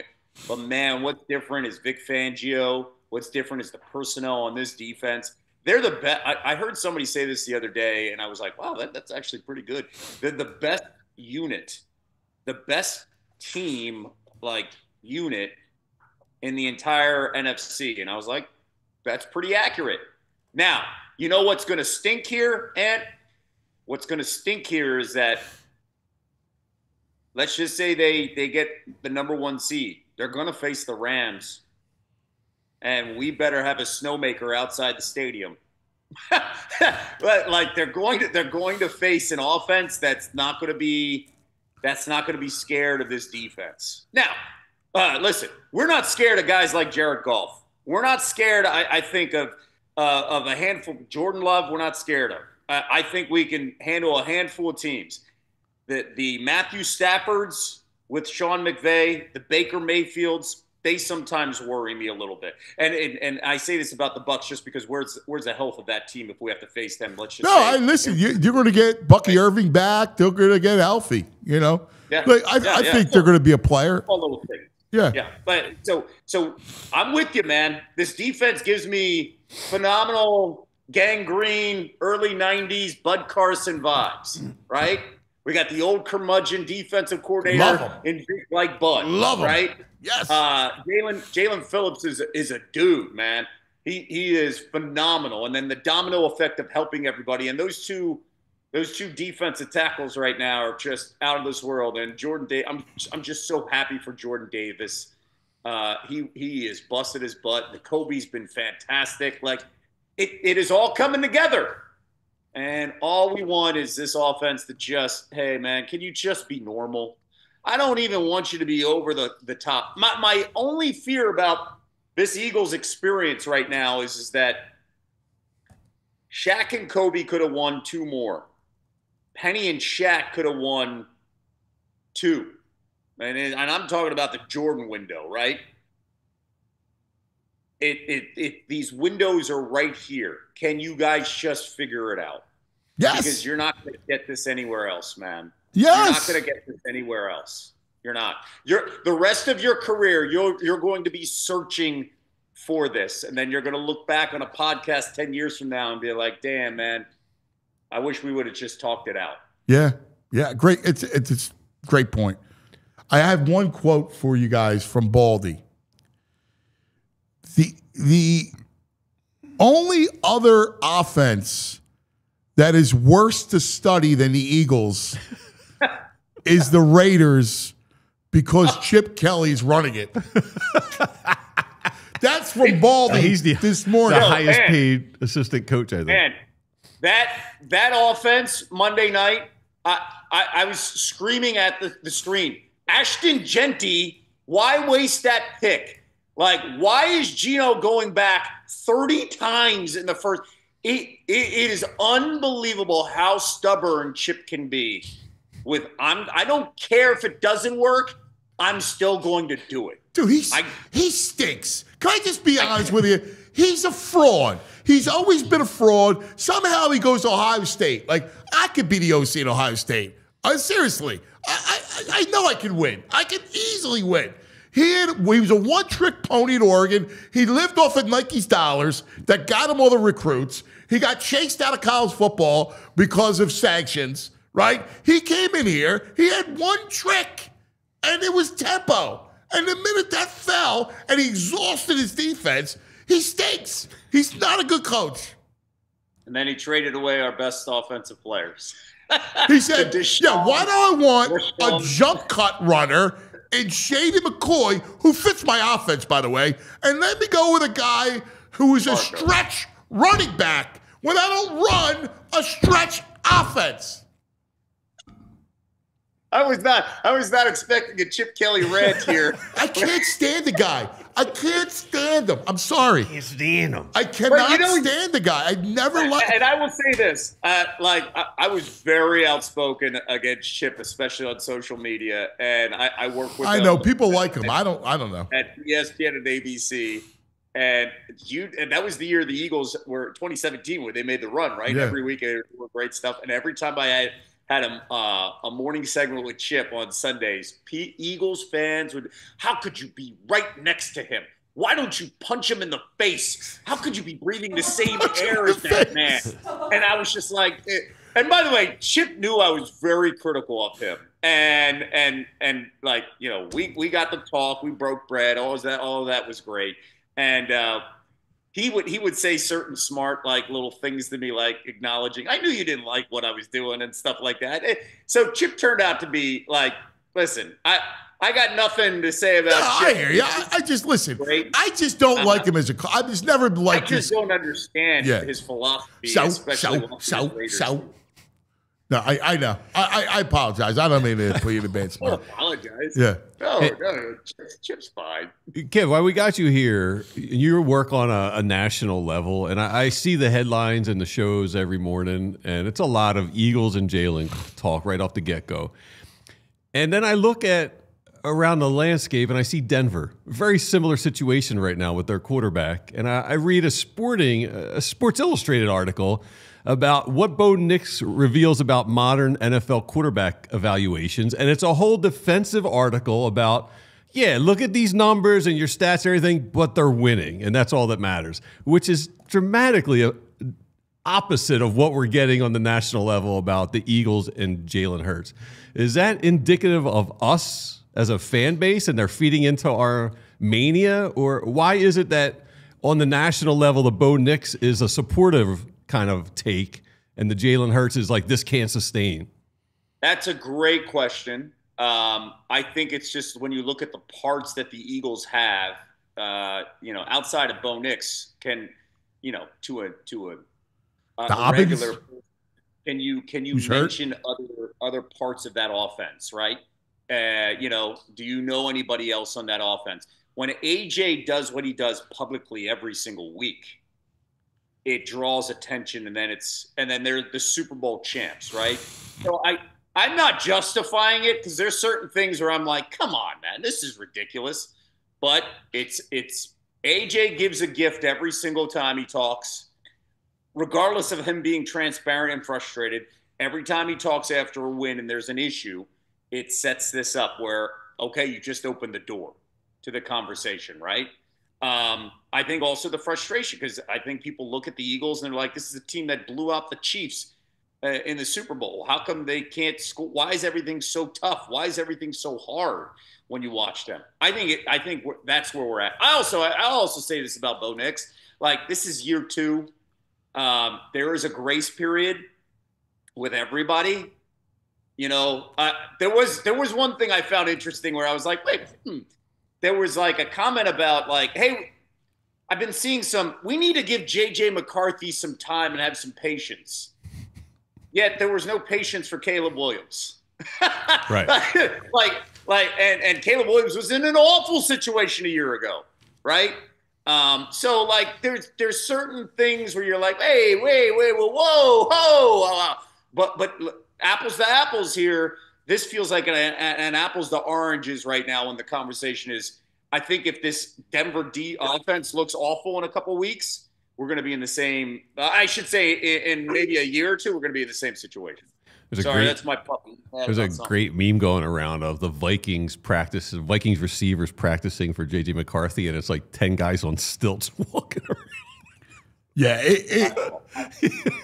I mean, 9. Are you kidding me? Horrible. All right, real quick. Chaos in college football.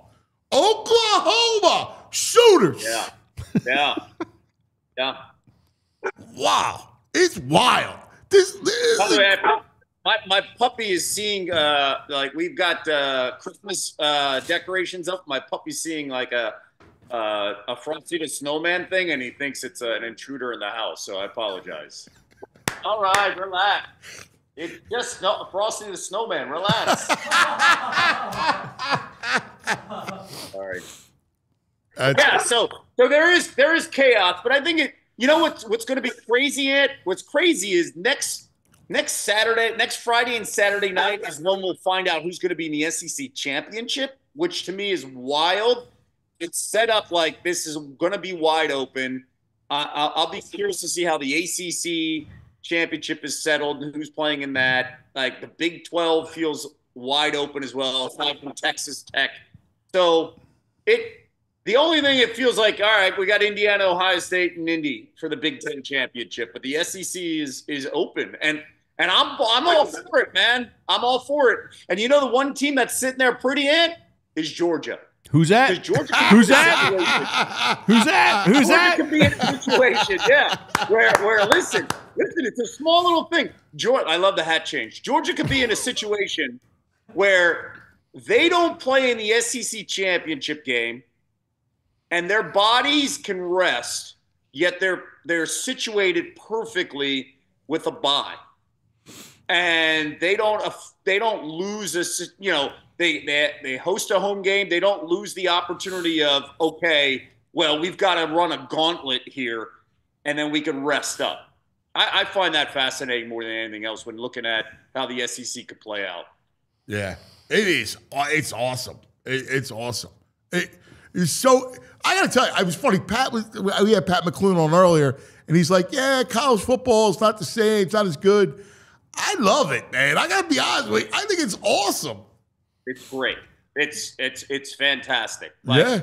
Do you guys now? Some of this offense is a little tough. Oklahoma's tough to watch if material's Well, I not mean, good. the kid's hand is mangled. Yeah.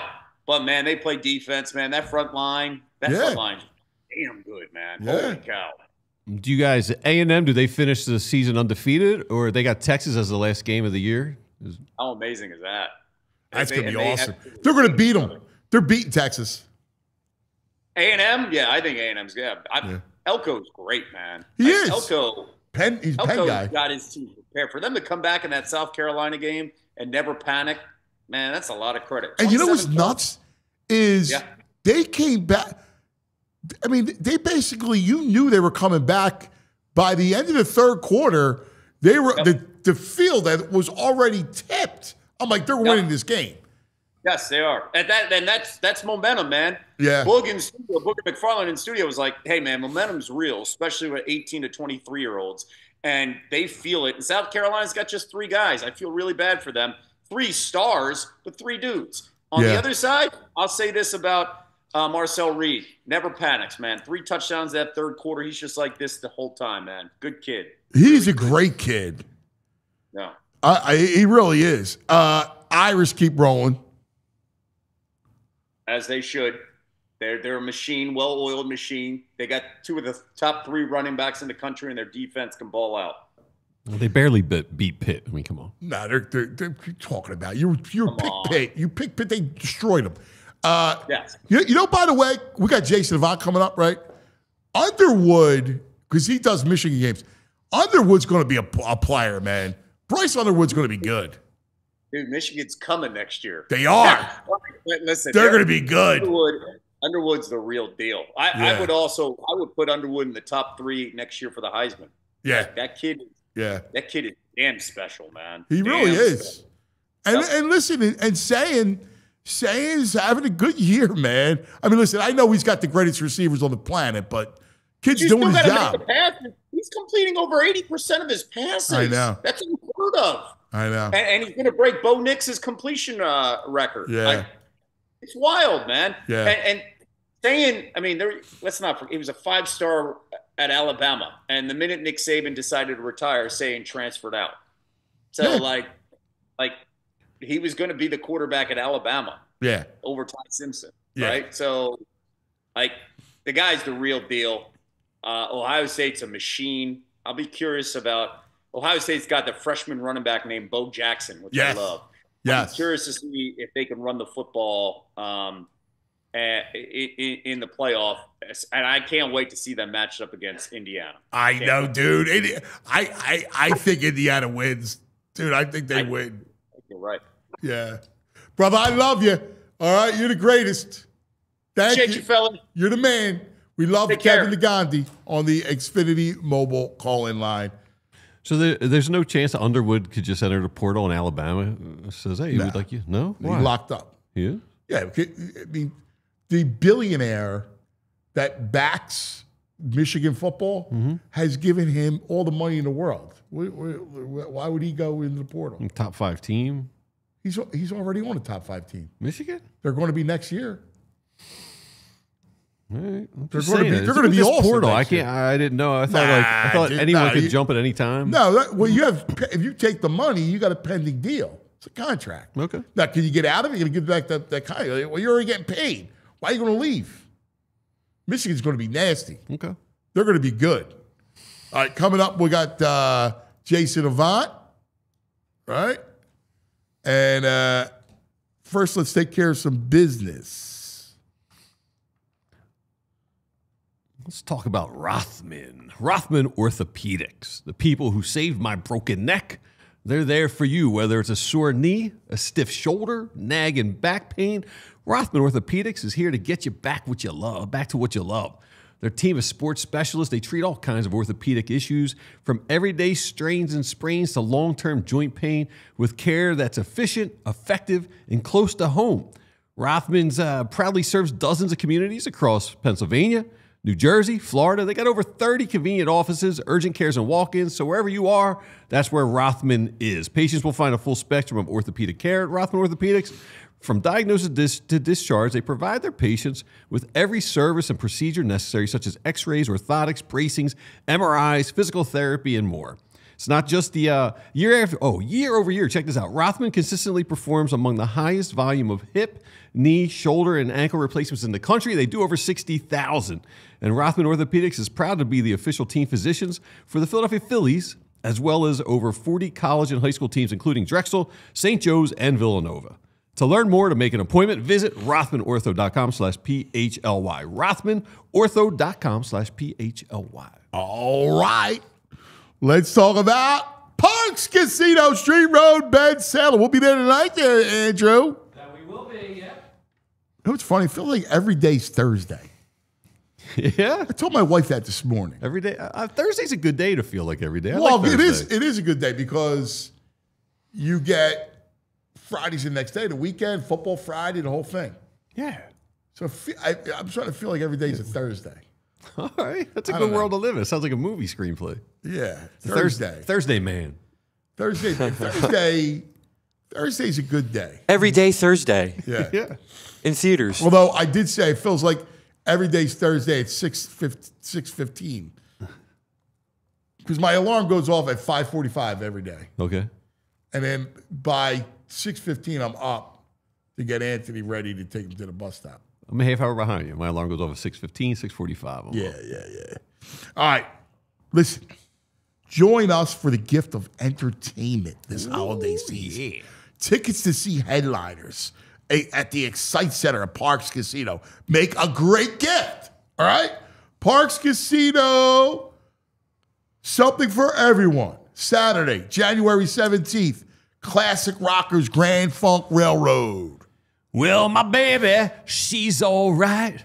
Well, my baby, she's clean out of sight. Don't you know that she's some kind of wonderful? Yeah. All right, Friday, January 30th, 16-time Grammy winner David Foster, Catherine McPhee. Saturday, January 31st, the Marshall Tucker Band and Jefferson Starship. Can't you see? Oh, can't you see what that woman she been doing to me? Friday, February 6th, Broadway star Alan Cumming Uncut his new one-man cabaret show.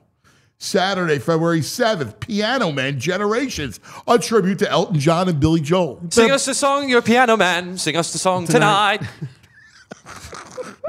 You're the greatest, dude. Saturday, April 18th, tonight. There's something about the vibrato call. Melissa Etheridge. Come to my window. Acapella sounds of Straight No Chaser coming up December 5th. They are a holiday acapella group. Jingle bell, jingle bell, jingle bell rock. All right. ParksCasino.com/entertainment to buy tickets. Got to be 21. Gambling problem, call 1-800-GAMBLER. All right.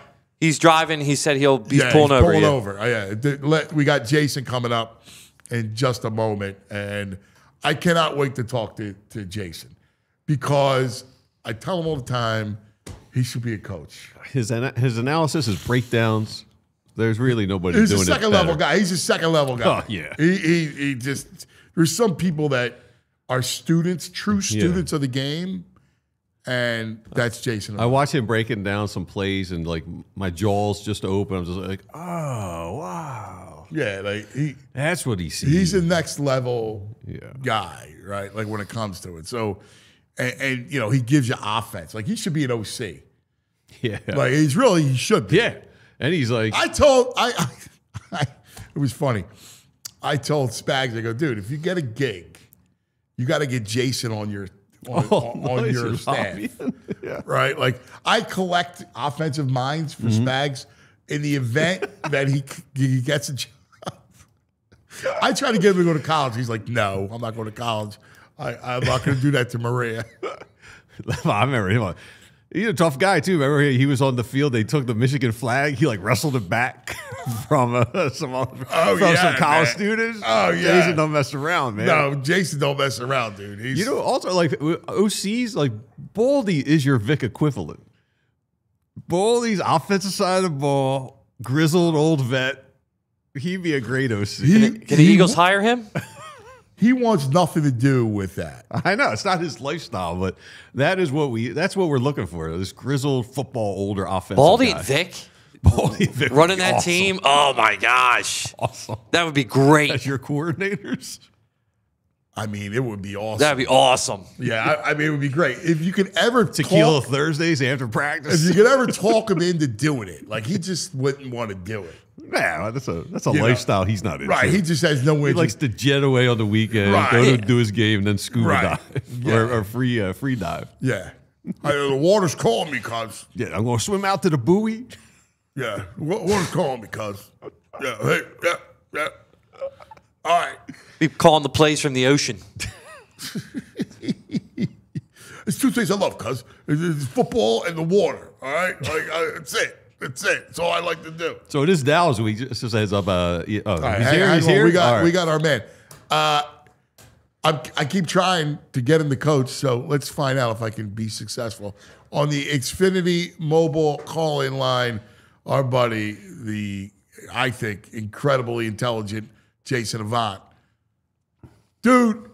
What's up, cuz? So wait. So I'm talking to Spags, right? And I'm going, yo, you get a job because this could be the year he gets a gig. I'm like, you got to get Jason to be on your staff offensively. So I've been telling you got to coach for a long time. I know you have no interest in it, but I think you need to. You're too good. You would be a great OC, man. You really would be, man. I appreciate that, cuz I have small kids. I'm not going to sacrifice that at this point. Maybe when they get a little bit older. My daughters, I have one in high school, another one is approaching. So by the time they become juniors and seniors, and they don't want to deal with me, maybe. But I've been asked to coach a lot, and I'm like, not right now. You're a good man. God bless you. I mean, I'm sure Michigan's been after you. I know the Eagles have. I mean, you would be great at it. All right, what are you seeing? Like all holy hell is breaking loose. What are you seeing? Well, I saw some of your breakdowns. I mean, you've been talking about this for a long time now. Yeah, so it's so one, let's start off the positive. The positive that the defense has it going. Since N'Kobe's been back, he diagnoses the run, brings noise in the blitz. Like, he is solidified like the front seven. Then you add Jalen Phillips to it. I did not expect Jalen Phillips to be so good at this stage coming out. I didn't expect it. I didn't expect him to dominate Penei Sewell like he did. Multiple times he got him. And Penei Sewell is already on the Hall of Fame path. Yes. There's a lot of people. And with GMs and scouts that I talk to, they're always talking that, this dude is on the path to Hall of Fame. So for Jalen Phillips to have so much success is pretty outstanding. And you couple that with what they're doing in the secondaries is just really, really good. All right. Offensively, we know that the offensive line isn't blocking the same way. And, Greg Cosell and I usually agree on film. We usually do. And Greg says the same thing that I did because, you know, him and I have conversations, is that the offense, it has been vanilla for a long time. AJ runs basically 3 routes. It's 3 routes. He runs a slant, he runs a stop of some version, and then he runs like a go ball. And that's pretty much it. And so defenses have a beat on that, especially the top tier defenses and guys that have, you know, good secondaries. Like, even though Rock Yassin was a backup, he's really, really good at man coverage, not so much in zone. And they did a good job of bringing up and pressing in zone coverages and making it confusing. And so, and the Eagles had double routes. So what I mean by that is this. They had mirror concepts on both sides.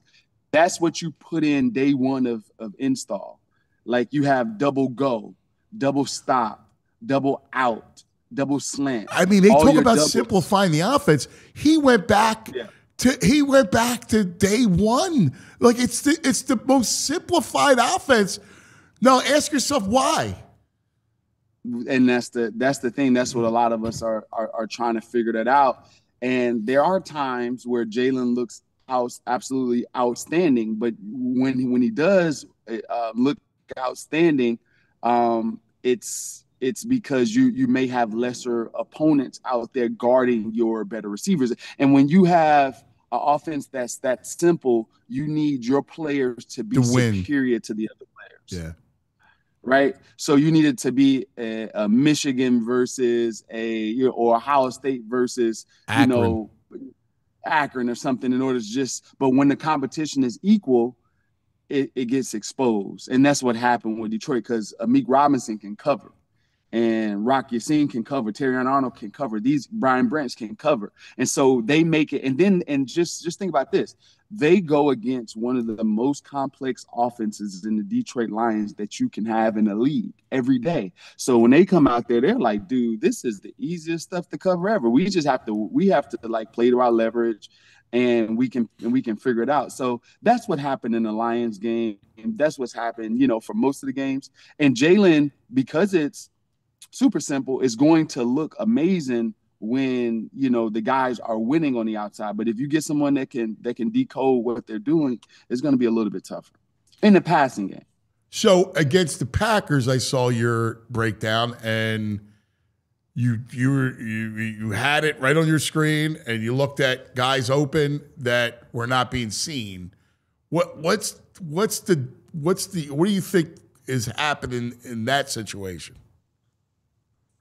Well, so there's usually about, I would say on average, maybe I would say 4 to 5 plays a game where there's a misread. That's not a bunch when it comes to the passing. It isn't. Right. It's just it gets highlighted when it's on a critical down, or it's a third down. It's in a critical situation, right? So what Jalen will do is sometimes he chooses the wrong side of the field. Right, because when they have their concepts, what Kevin Patullo likes to do is that he'll give him 2 options. He'll give him a man side, and he'll give him a zone side. The problem is that if it's man coverage and you're looking at the zone side, something's wrong with that. Even if it's a positive play, because somewhere down that dusty road is going to bite you. Like Jalen was able to scramble and hit guys, but he was on the wrong side of the field. And that right there, to me, is the bigger issue. Why are you on this side of the field if A.J. Brown and Devontae Smith have a man concept, and those are your 2 top targets? Why are you looking at Jahan Dotson and Dallas Goedert on the zone side when those opportunities there? And another thing, and this is not Jalen Hurts. This here has to do, because it's not only on Jalen Hurts. It has to do with A.J. Brown. If you're going to make a stink about getting the ball, when the quarterback gives you an opportunity, make sure that you are hustling and going full speed toward it. In the Packers game, there were multiple opportunities down the field in cover 4 that Jalen didn't throw the ball up outside. The 2 inside guys took care of the 2 safeties in the middle, and there was an opportunity outside. Jalen saw that. learn from his mistake in the Packers game, comes back to the Lions game, get the same freaking coverage, and then he stops running. Like that right there is something that you can't do. So it's not an only Jalen, and I don't want anybody to take that away, because there is something there that they're not on the same page. And when you complain, you better win your one-on-one matchups. And I tell you this, against the Lions, the receivers as a whole did not win their one-on-one matchups. People are blaming Jalen. They're blaming Kevin Patullo. The bigger issue, yes, it was simple, and the other players may know some things, but there were multiple times where Jalen was looking for AJ, didn't throw it to him, and had to go somewhere else with the ball. But he was number one read and didn't uncover. When all things were equal, it was just one-on-one. He didn't uncover. So there's some give and take there. If you complain, you better make sure you're open. So let's boil this down to, and obviously, like we talk about all the time, the answer lies in the middle, right? So the answer lies Always with Patullo, Jalen, receivers. They all deserve a share of blame when it comes to this thing. Yeah, offensive line. It's and the O-line is what it is. Like, you can't run. So if you can't run, the simplified offense, listen, that works when you got Saquon running downhill. Because now your receivers are going to win easily. Yeah. Yeah, so, and the thing is that the Detroit Lions were basically playing the Eagles for the run the entire time. Like, they played cover 3 in cover 1 a large portion of the time. And so all you need is cover 3 and man beaters. And we weren't able to expose that. And cover 3 is the easiest defense in the NFL or college or high school to throw against, because it's made to stop the run, because you can get 8 defenders into the box. Yeah. So and the Eagles didn't exploit that at all. Now the Lions did a good job of mixing up when they were press it, because in NFL you can press a cover 3, but you just can't get beat over the top. And it's up to the receivers to know those things. A lot of times our receivers were tricked by that as well. So they would do moves at the line of scrimmage like the DB would go for. He's not going for any moves if he has cover 3. He's just pressing it. He can't get beat over the top. Underneath routes is somebody else's responsibility, so you're wasting time dancing at the line. So when we talk about all the time about the middle of the field, right? Now, they never attack the middle of the field. Why is that? Is it they're afraid that Jalen won't execute that? Jalen doesn't feel comfortable going to the middle of the field. They just are bereft of routes, those crossers. Like, it's so obvious sometimes that why aren't they attacking that part of the field? Well, no, a couple games ago where we were definitely at home. What was the home game we had? Couple weeks ago, AJ didn't hurt. Devontae was out there, and they were able to get over the middle of the field. And the way they were able to get over the middle of the field was through play action under center, and so it was pretty effective. And I think that's going to be the way that you get over the middle of the field with Jalen, because if you can get some semblance of a run game going, now you can bring the linebackers up, and it's an easier throwing window. But when you're talking about the middle of the field, you're talking about concepts now. So remember, we're talking about like your double routes. Those are basically individual routes on one side, very easy to read. When you go over the middle of the field, you need concepts where it's 2 and 3 people in close look at Detroit, right? Working together in order to break someone open free. And you have to be able to read linebackers and know where the backside linebacker is or safety, right? It's a little bit more advanced. And so can Jalen do it? I've seen him do it before, but if you struggle is not the right word.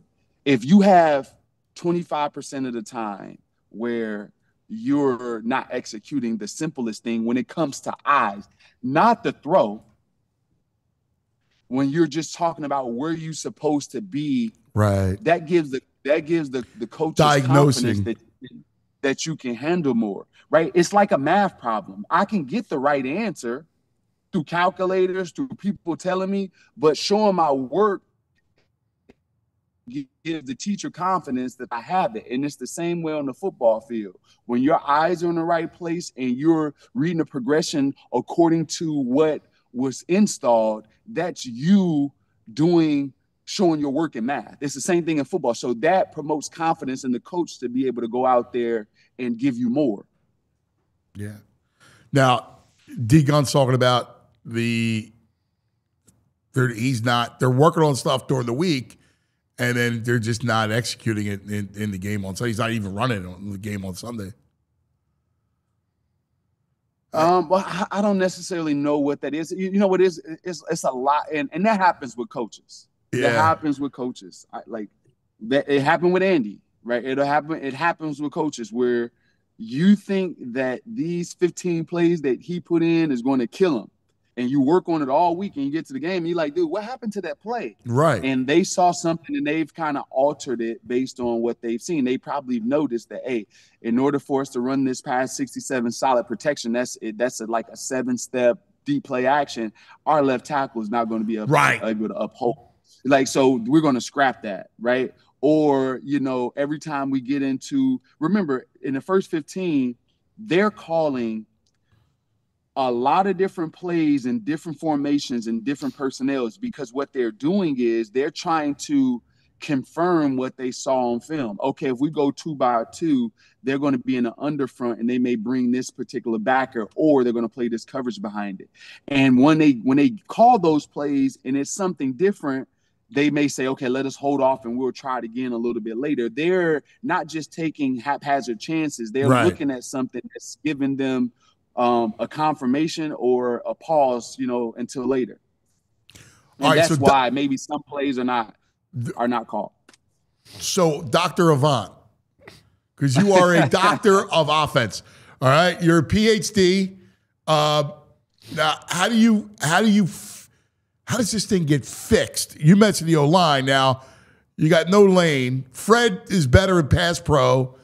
How do you attack this thing? And what do you do against – you got a stream of defenses that you should be able to move the ball against coming up.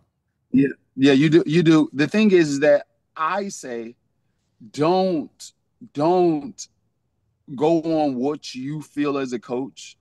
Do it. Just open it up.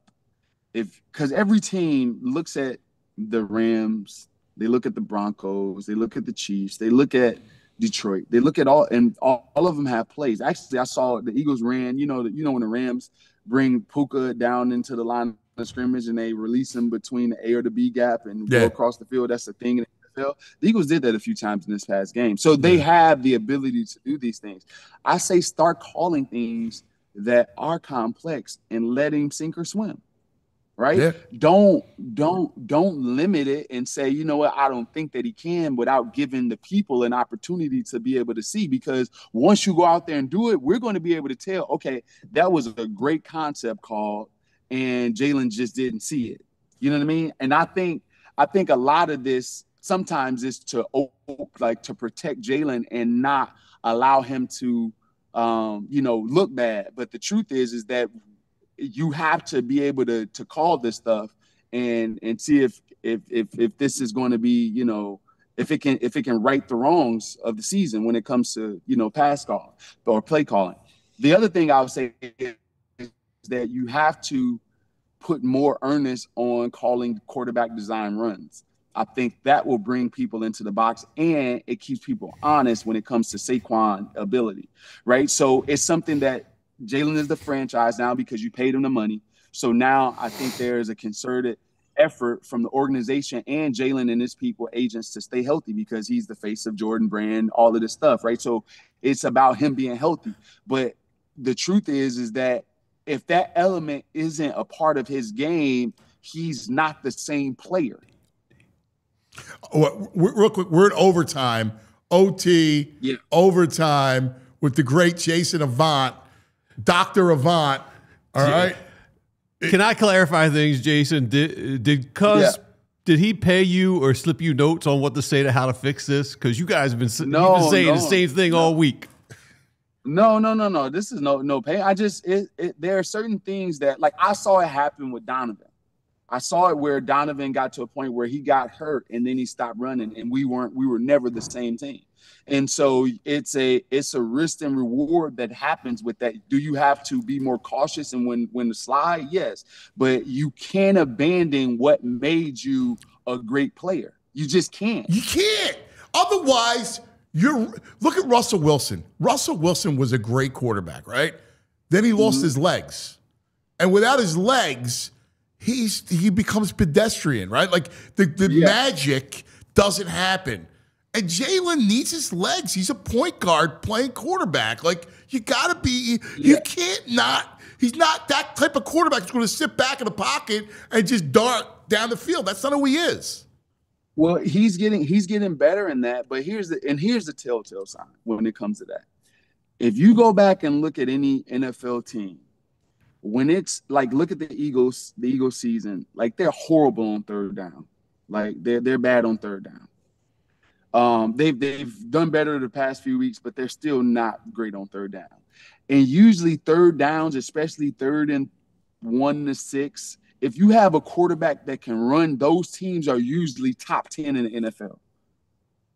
Because the quarterback doesn't see anything, he can matriculate the ball down the field running some type of way, make a guy miss, and now like teams don't even consider playing man-to-man against Josh Allen on 3rd and 3. It just doesn't happen. Like, you just don't want he's going to run for 40 yards. Like, we can't do that. And now teams are okay with playing man-to-man easily versus the Eagles. They just like, okay, that's no problem. You know, Jalen's not going to do anything in the run game. So I just think that's something that needs to be added back. At least that'll get us into a position where Saquon can be viable again. And the latter point, you dictate coverage. When a quarterback can move and run, you only get a few coverages. Now we're getting a smorgasbord of coverages based on the teams that we play because he's not a running threat anymore. So do you think Patullo is playing it he's too ginger? He's playing it too safe? And it's like, yo, dude, like you can't worry about, you're saying basically, like, you got to open it up, man. Just not worry about Jalen, not protect anybody. Go do what you do. Yeah, and I think that, that's exactly. But here's the thing. I understand Kevin Patullo. He inherited a Super Bowl champ. And so his job basically is don't F it up. Yeah. Yeah. Right? So let's call the same things that were last year, and let's do the same things that we were doing. But the problem is last year can work because you have a potent running game. Yeah. This year it isn't. And so now you have to be able to adjust. And he's not the final decision maker when it comes to that. I know we like to say, as offense coordinator, we know that our ownership and Nick and all these people have more power than the offensive coordinator. Yep. So it's going to be on the organization to go into that new direction as well. So does he have to open it up? Yes. Do I think the players can help him do that? Yeah, they can help him do that as well. So what do you have to? And here's the bottom line, though. Here's the bottom line. Do the Eagles organization and players, coaches, do they feel that they can win the Super Bowl as is? If they feel that they can win the Super Bowl as is, they will not change this. Do you believe they can win it as is? No, not as is. But they may believe they can. So if they believe that they can, they won't change it. Yeah. If they don't, now you just go and try to adapt and adjust. And they're 8-2, and the defense is playing well. So there's a lot of people that believe, if it's not broke, don't fix it. And people that understand the NFL realizes that this team, as constructed against a playoff football team, will have a hard time. Hey, Jason, just real quick, you had mentioned earlier that maybe AJ's not winning the battles he should be winning sometimes out there. We have a lot of people in our chat and viewers who have been saying AJ's lost a step. How much of all that is on AJ, and how much of it is the routes he's running? Could they create routes that would be easier for him to win and be open? They can create variety. They don't need to create anything. They just need the routes are there. He just needs variety. So is it that he's lost the step? Maybe. It isn't drastic if he has. It isn't like, okay, AJ has never been like a quote unquote burner. He's been a 4.48, 4.49 guy. He's not like a burner, right? So do I think he's maybe a 4.5 now, or 4.5 flat, or 4.49, something like that? Yeah, maybe. But as a receiver, you need some variety. If I run a slant, I need a Colorado. That's a slant and back to the sideline, or slant and go. If I need an end, I need a stutter go. If I'm running a seam post, right, 7-step and go into the post, I need a post corner. When the last time you've seen us run a post corner? Like it just doesn't happen. Like he needs options off of these routes, and so that's what makes the receiver good, is that he can go left or right, up or down at any moment and any time. He has variety in that, and the coaches have a beat on what he has done. They just don't call a slant 5, 6, 7, 8. The first 4 plays of the last game were all stop routes. Devontae Smith dropped one. Dallas Goedert dropped one. Yeah. AJ Brown caught one on 3rd down. Yeah. And then the next route was a stop route as well. So you get into that monotony of play calling where you're not giving people a chance. I thought he was going to set it up. Jace, like he doesn't set anything up for later in the game. Like it begs for a sluggo, right? Like it begs for stuff like that. I don't see him setting things up early and then going back to it, showing something, and then boom, hit him over the head with it. Yeah, it doesn't always pan out that way. I've seen some, but it's not consistent enough. And it's one of those things. Like some things can be an adjustment. I just ran the slant. I just ran the slant. Run it with Devontae Smith on the opposite side of the field. Right? When was the last time you seen us complete a dig or dagger, like a deep end on the outside of the field? So when you look at the routes that are available to you, we don't always go there. Now, because especially if you're running individual routes, if I'm going to line up and have AJ on into the boundary and he's running a route tree, he needs more than 3 if you're going to do that. Now, if you're putting them in concepts where they're running up the field together, and then Devontae breaks off to the post, and then AJ comes underneath him on a corner route. Like, that's something totally different. Like, they need to work together in order for this to happen. When you're playing against teams that can cover like Detroit and other teams, sometimes 25, like, you know why Puka Nacua is really good? He's a good player in general. In general, he's a good player because he's strong after the catch. He's basically Deebo Samuel, but basically stronger than Deebo. Yeah. He only has to get open 50% of the time by himself. Yeah. The other times is the coordinator is scheming him open. Yeah. He's coming in motion. He's going behind the line of scrimmage. Yeah. He's coming up between the A gap. I mean, geez, what they're doing with 4 tight ends, what McVay's doing, I mean, it's unbelievable. Yeah. Like, wait. Yeah. Yeah. Yeah. Exactly. Well, that's the thing. Like even Detroit, like on a play that the 4th down on the goal line. The 4th down on the goal line that Jalen Phillips and Hunt got home, right there on the 4th down. Freaking, there was a guy wide open. Oh yeah, yeah. Right, the tight end was wide open. They basically they ran a really good concept. That whole concept was really, really good. It was there. It's just that they hit Jared Goff so much that he was delirious and couldn't see anything else. But them. So he just picked the guy and said, "I'm gonna live with him." Yep. You know what I mean? So there's play. There was a lot of plays out there for the Lions to make. Oh yeah. Because it was concepts. Yeah. No, they're great. Listen, their concepts are amazing. Like what they do is it's next level what they do. The Eagles front was so good. I mean, wow. And Jared Goff is a skittish quarterback. He has always been. He's a skittish quarterback. If you get bodies to him and he's getting hit, he's not going to pick himself up off the mat. And just like he'll make some throws, continue, but like he is nervous when it comes to like pressure. Yeah. He becomes a puddle. You saw it. You're right on. Dr. Avant. He's a top. Yeah. No, I know. So, what do you think? What are you looking at Sunday in Dallas? They got better on the line of scrimmage, but their back end still suspect. Yeah. Well, like everyone is on this Dallas train. They have to prove it to me in this sense, right? So they're good on offense. The Raiders are so bad on defense. The Raiders gave up 3 touchdowns. They gave up 3 walk-in touchdowns, 2 blown coverages. The Cowboys only had 1 true touchdown.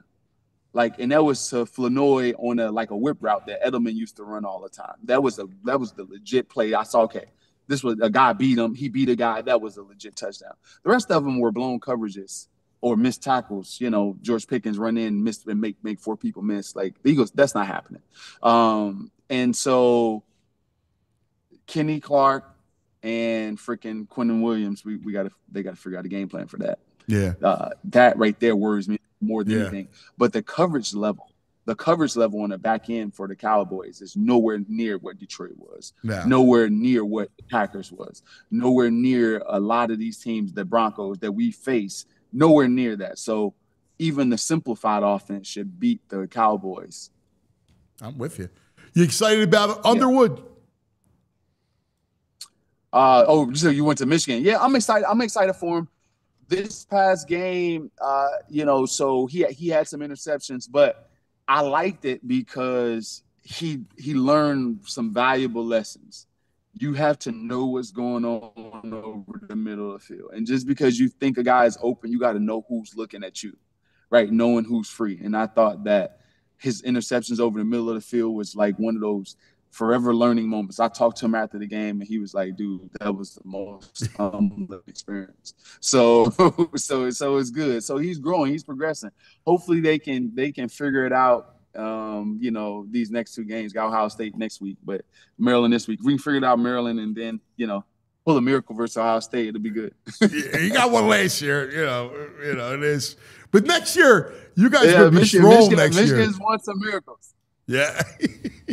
Well, yeah. So yeah, I'm looking forward to it. Hey, listen, to us, it's okay, we got Maryland. Let's beat them, and then if we can pull out the miracle, that's on Ann Arbor. We don't care for that. We're good. That's awesome. You're the greatest, dude. You're the greatest. Yeah.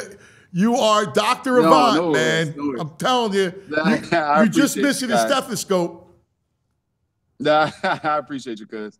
Love you, brother. Hey, it's good talking to you guys. You guys take it easy. Love you, brother. You're the best, man. Thank you. Jason Avant, man. He's so darn good. Isn't he great? Yes. I can talk to him for 2 hours. Because here's what he's so good at. He knows everything, right? Obviously, when you're playing at that level, he was smartest guy on the field, right? You knew it, right? But he can actually translate it. Yes. Because it's another language, right? And he translates it. So basically, it's all right, let him go. Let him play. Open it up. See what happens. Yeah. 2 things I felt good because there's some validation of let him play free. Give him the concepts, let him sink or swim with him, and get him involved in the run game. Yeah. All right? And that should work. And again, you're going up against a defense that you should be able to handle. Their back end. Yes, they should. You should be able to handle that. Yes. This should be a 20. They should score, I don't say 30, but they should score upper 20s. He's just a great teacher. That's what it's something about when he's talking. He's a PhD, he's a professor. Yeah. I love him. Yeah, I love him. Totally agree. He's a professor, man. Lucky so to have good. him around. Yeah. All right. Before we go back today, there's one thing I want to bring up. Yeah. All right? Because I think this is super cool, and I think you're going to love it. Yeah. Thursday Night Football. I love their next-gen stats alternate stream, which is basically the all-21 up eye in the sky behind the quarterback. Yeah. They're adding a Pocket Health, the AI program, Pocket Health, which will show you where the pressure's coming from, where the QB should step up into the lane and make the throw. For every play, this will be on. That's awesome. Super cool, right? Yes. Yeah. I highly recommend watching it from this view, half of the game. I think it's fantastic. So interesting. I'm going to do it tonight. Yeah, it's cool. You can That's see the awesome. routes develop and stuff. Yeah. Yeah, it's great. Yeah. That's basically, you're going to see the OC's vantage point. Yeah. Up top. So this is a great back in the day. Oh, yeah? We're going back. We're going back. We're going back in the day with True Mark. Oh, yeah. 60 years ago. November 20, 1960. I don't know about you, but I think I speak for most Eagle fans. The most iconic Eagles photograph ever taken. Oh, wow. Chuck Bednarik destroys Frank Gifford. Mashed in the mud. November 20th, 1960. Look at him down there. That's awesome, man. Yeah. It's like a dead body. This ranks, Yeah. This You're ranks right. as the 44th greatest play by the NFL. NFL.com ranked the greatest 100 plays. This is the 44th greatest play. And I just remember as a kid, that instilled everything about us with defense and toughness. Yeah, and man. Chuck Bednarik. That's awesome. Yeah. That is really cool. Good one. Listen, fun stuff, man. Good show. Yeah, I really enjoyed it, as always. Yeah. Everybody, we love you. Football Friday coming up tomorrow. All right? Be careful. We'll see you then. We all silly like the mayor.